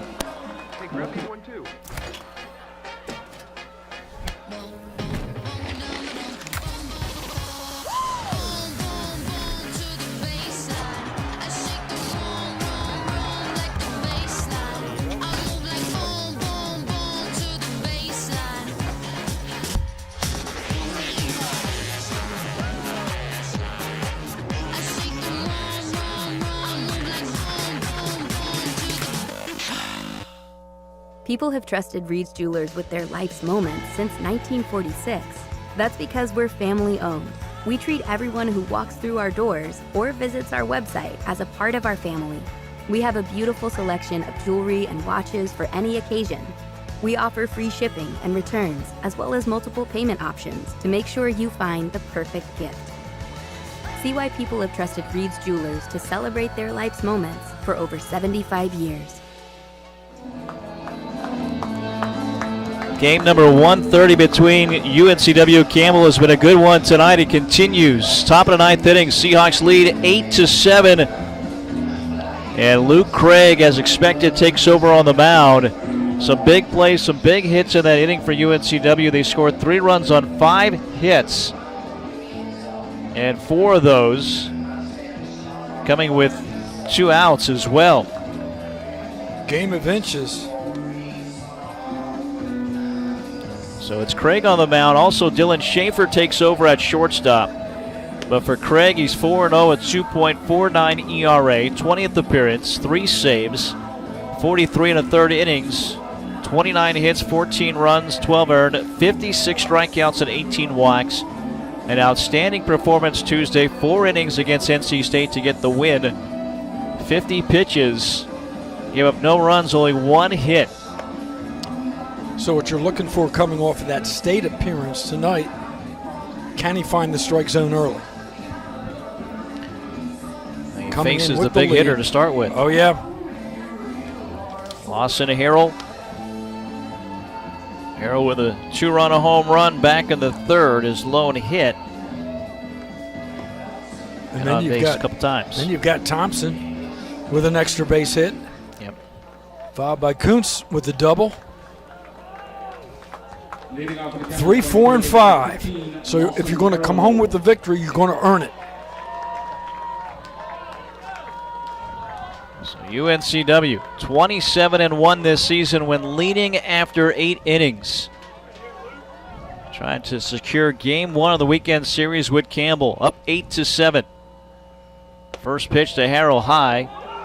Ball and no strikes. Seahawk crowd doesn't appreciate that. 92-mile-an-hour fastball that was up. I was about to say plenty of zip on that first pitch. 1-0. Fouled straight back, 1-1. Outfield pretty straight away, deep. Trying to take away the extra base hit. You know, it's a cliche, but I mean, how important is the first batter of this 9th inning? Especially the way this has been back and forth. Campbell's scored the last 2 innings. Around late fouls it off to the right side, 1-2. So you've said it twice, he's late on the fastball. Do you challenge him? If he's going to beat you, you want to beat you with the best pitch. Luke Craig, the redshirt junior from Sanford, Southern Lee High School. 1-2. Fouls it off again. It'll hold 1-2 to Harrell. So they set up in on the fist, jam them. Everything's been center of the plate in. Do you dance with that outside corner? Craig's got the pitch from Art. Into his motion. 1-2 pitch. Strike 3 taken. Goes off speed. Harrell looks at it. 1 away here at the top of the 9th inning. Set him up perfectly. Freezes the batter. 1 out. Great sequence. 8-7, UNCW leads. Top of the 9th. 1 out, nobody on for Dalen Thompson, the left fielder. Doubled in the 5th. He's 1 for 4. Craig, the pitch. Misses inside. That may have gone off Wilson Rayner, our home plate umpire. Ball and no strikes. Craig, outstanding numbers, especially when you look at his numbers coming in. A career ERA of 7.63. Until this season, 2.49. 1-0 pitch. Swung on and missed. Fastball down. 1-1. You just feel he's riding that adrenaline right now. A lot of movement, a lot of pop in that fastball. I think he told the coaches, there's no way I'm not going to try to finish this game. Once the Seahawks took that lead, swung on a miss, 93-mile-an-hour fastball that Thompson can't catch up to. It's almost like he's sitting there, here it comes, try to hit it. Now this was the same sequence almost that they threw that little off-speed pitch that froze Harrell. Craig with a 1-2. Stays with velocity, 94-mile-an-hour fastball, misses down. 2 balls, 2 strikes, 1 out. Nobody on. Top of the 9th. Seahawks lead 8-7 here in this 9th. So he goes downstairs with that pitch. 2-2 pitch, see if they try to elevate it. 2-2. They do. He swings, he misses, 2 away. 2 strikeouts for Luke Craig. Top of the 9th, Seahawks up 8-7. And with that, we'll slow down, pull the batter out. Might have a pinch hitter. If nothing else, they're just going to try to break the momentum. So yeah, they'll pull Dylan Kuntz back. But Mike, again, look at the line score. Campbell takes the lead, Seahawks answer.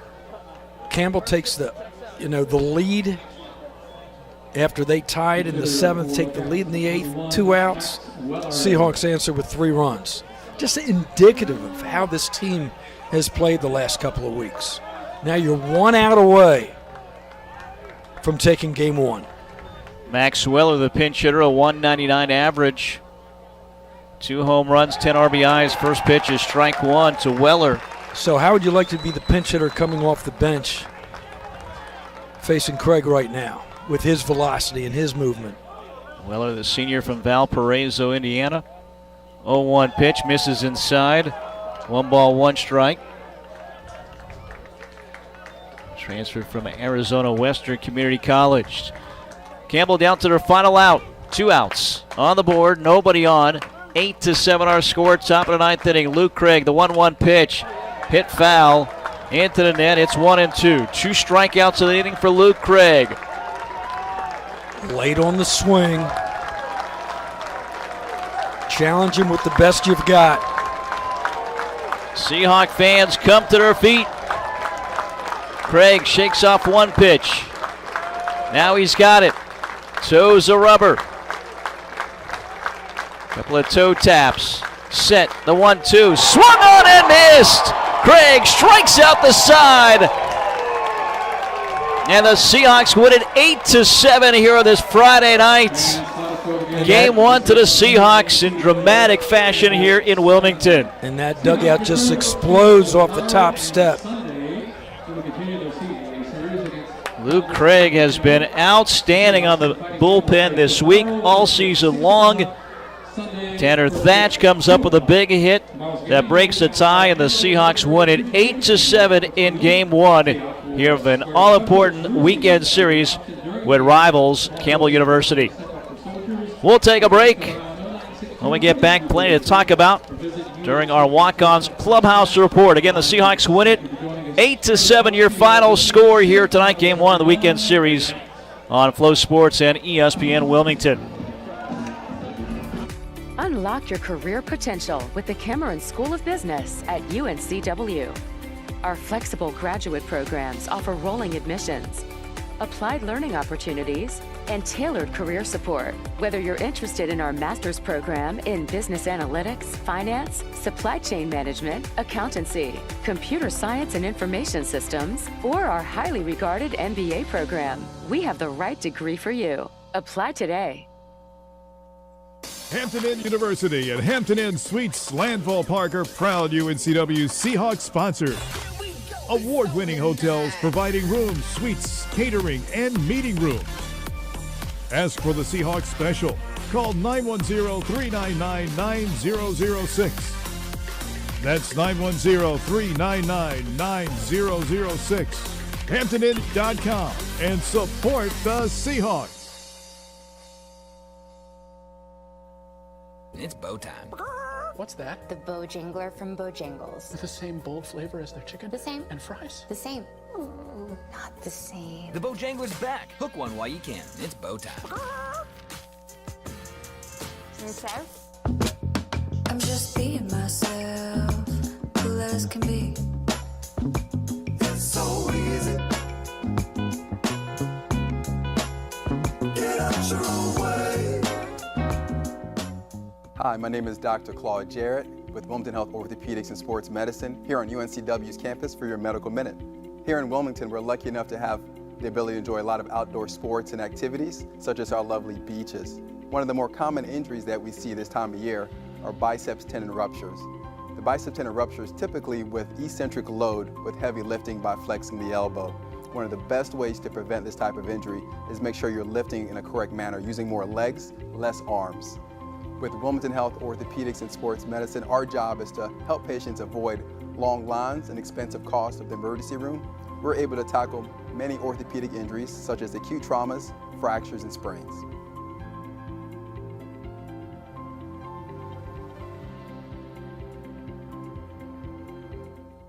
At Pawn USA, we buy, sell, trade, and loan money on almost anything. Buying? Come check out our amazing inventory at our 5 convenient locations. Selling? We can give you cash or a loan for your items on the spot. Find the Pawn USA nearest you in Wallace, Charlotte, Leland, and in Wilmington, and we'll work with you for an enjoyable and beneficial experience. Ask about our free layaway plan and check us out at pawnusa.net and on eBay. There's always a new find at Pawn USA. Hi, I'm Morgan Matthews. Check out Matthews Motors in Wilmington. We have lots of inventory with easy online shopping on the new website, a home test drive and delivery program, a certified pre-owned warranty program, lifetime powertrain warranties, a new truck center, and ASE certified technicians that will keep you on the road. We are family owned and operated, so come check us out and become a member of the Matthews Motors family today. It's bow time. Hurry into Bojangles for 2 scratch-made sizzling sausage biscuits for just $4.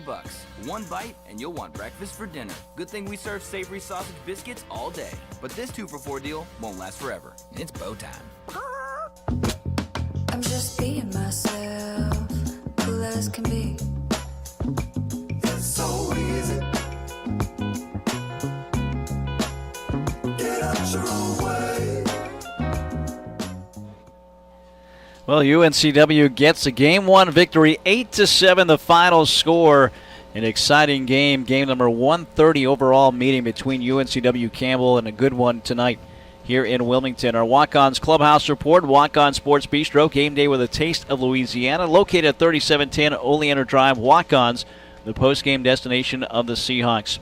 Marty, UNCW, they're starting to win these close games now. They are 7-5 in one-run games. At one point, they had a losing record in one-run games, so they're starting to come up with the big hits, the timely hits, and then Luke Craig able to close it out, striking out the side in the 9th inning. This team continues to come together now. 30-16. It's the 29th 30-win season for the Seahawks since 1999 as well. So a big night for UNCW, and huge to get Game 1 under their belt against the Fighting Camels here tonight. Well, Randy Hood up here. We'll get to him in just a second. But, again, the Seahawks with the win, 8-7.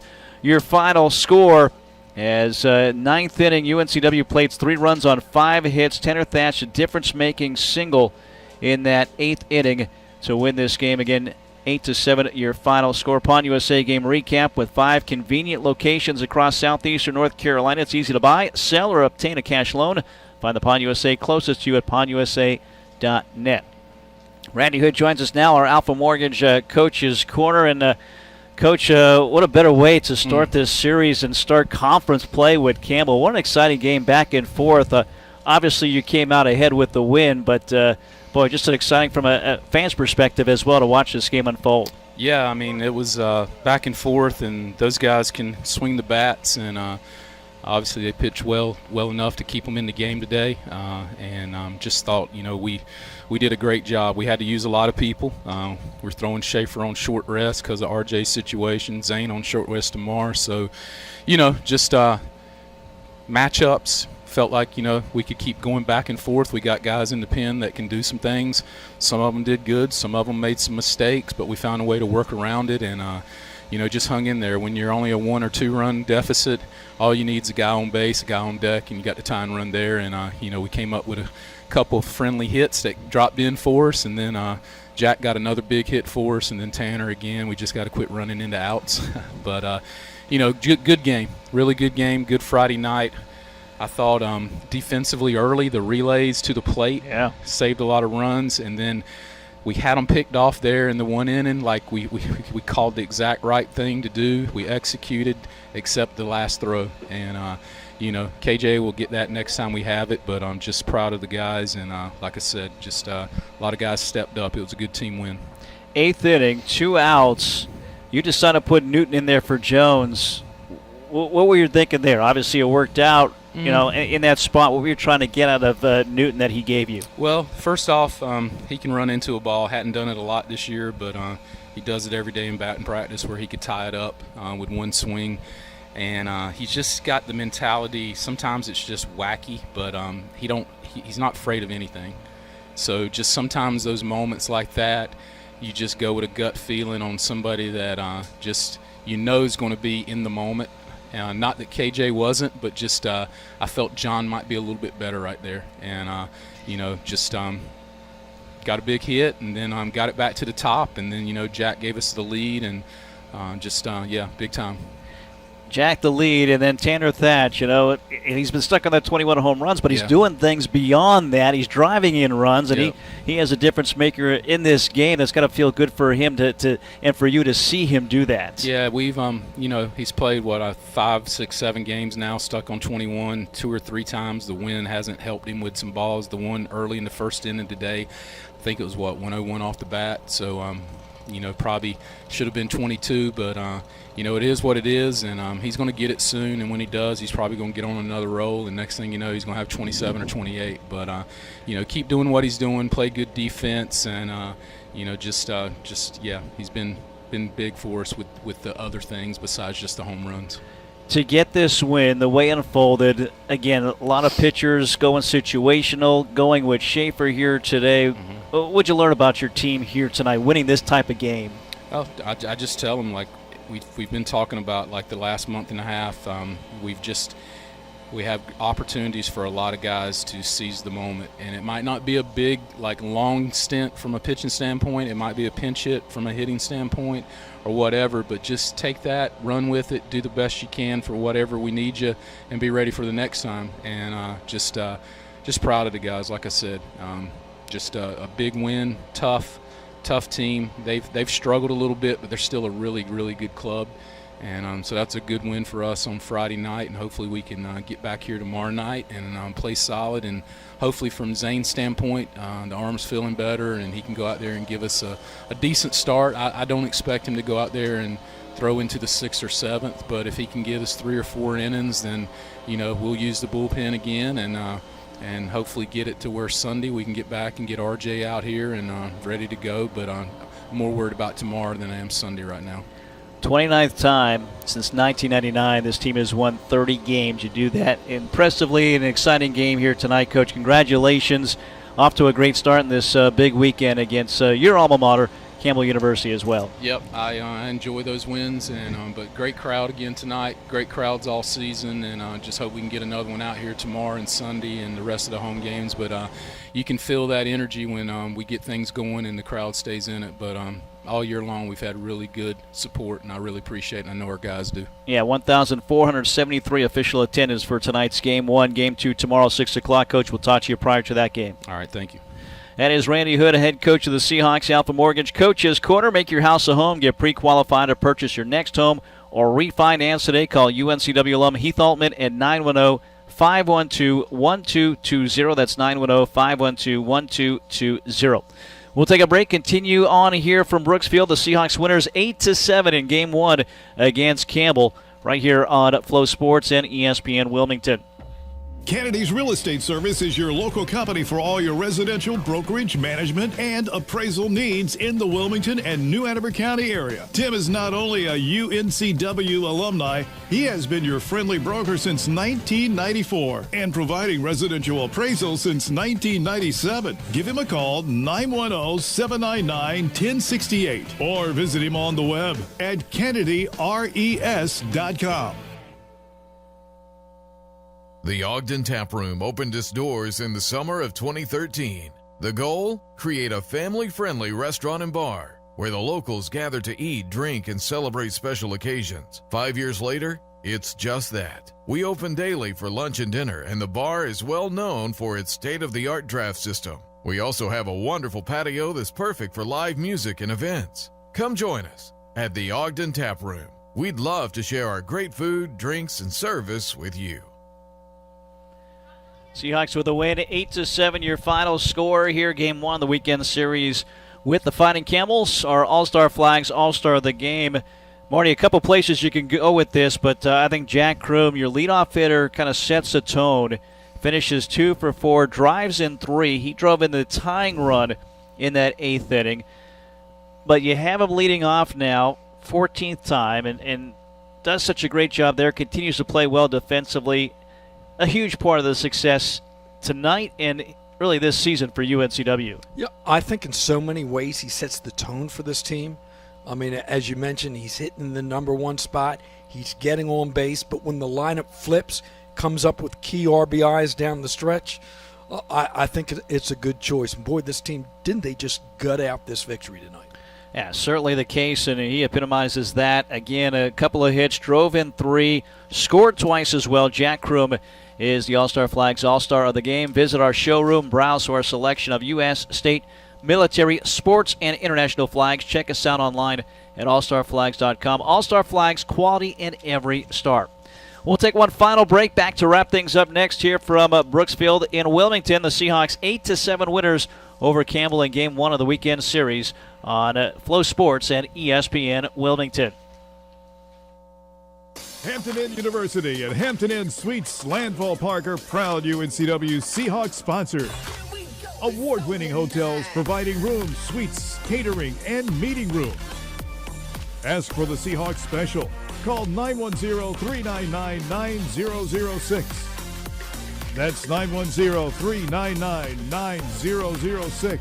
HamptonInn.com and support the Seahawks.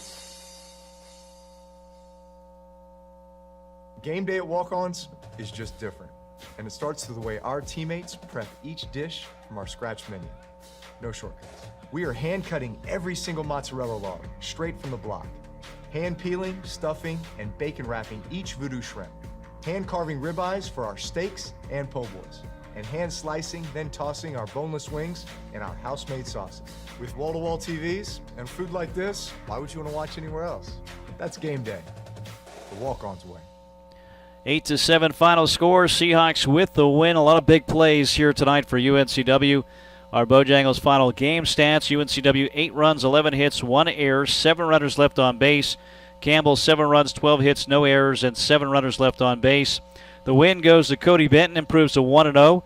Roberts a loss, 6-3 his record, and the 4th save for Luke Craig, who closed it out, striking out the side on only 14 pitches here in this game. The Seahawks 30-16. 15-4 in the conference. Again, 30 wins for their 29th time since 1999. Campbell 27-17, 8-11 in the conference. UNCW, how about this number? You look at with 2 outs as they drove in all 3 of the runs in the 8th with 2 outs. For the game, they were 7 for 14, 500 hitting with 2 outs for UNCW. Some big hits, and again, Tanner Thatch, the game winner, with the RBI single in the 8th inning to win this game 8-7. The final score. Bojangles final game stats. Download the Bojangles app today for exclusive offers and the easiest way to skip the line with Bo to go. It's Bo time. Ogden Tap Room, what's on tap tomorrow? 6 o'clock, same time. Right back here, Game 2. A chance for UNCW to win the series. A chance for Campbell to even up the series. And once again, it'll be Zane Taylor on the mound for UNCW with sales pushed to Sunday. So Zane Taylor, the junior right-handed pitcher, against a freshman righty, Cooper Clark, for Campbell. Interesting matchup there, and as you heard from Randy Hood, hoping to get maybe 3 or 4 innings from Zane Taylor, who's had some soreness and only pitched 1 inning at last Sunday, so shorter rest. Coming back, we'll see what he can do. But, Marty, you figure the Seahawks have a lot of arms. They had a lot out here today, went situational, so not that anybody had long outings and a lot of pitches. A lot of those guys can probably come back, and right now you try to piece it together from the 1st to the 9th inning to try to get a win and win this series tomorrow night. Yeah, I think anything you can get more than 3 innings tomorrow out of your starter is a plus, but you just get this feeling, and you've seen it the last couple of weeks, they expect to win. Yep. They expect to close games. And, that's just something that builds throughout the year. And, you talked about situational pitching. There were situational hittings as well. All of a sudden, the bottom of the order comes alive when you need it the most. So, huge win to open it, especially when you know how your pitching had to be set up. And now, hey, if you can win tomorrow, you've got your ace to close it on a Sunday. But 1 game at a time. 2 wins this week for UNCW, both 1-run victories. Now 7-5 in 1-run games this season. And again, they stand at 1-0 here in this weekend series against Campbell. A chance to win the series tomorrow. That game, again, 6 o'clock tomorrow. Back-to-back 6 o'clock starts because of final exams happening on campus. Another night game for these 2 teams tomorrow. I invite you to come out. Great crowd tonight. 1,473, looking to make that even bigger tomorrow night. If not, we will be here. We'll have the call for you on Flow Sports and also ESPN Wilmington and the Sunrise Radio app. So we will let you know this has been a special sports presentation of the Seahawk Digital Network and ESPN Wilmington. Information provided by UNCW Athletic Communications. Join us tomorrow, Game 2, UNCW and Campbell. Airtime once again at 5:45. For Marty Fuhrer and our entire crew here tonight, I'm Mike Vaccaro from Brooksfield, Wilmington, North Carolina. Your final score, UNCW 8, Campbell 7. Thanks for joining us. Have a great night, everybody.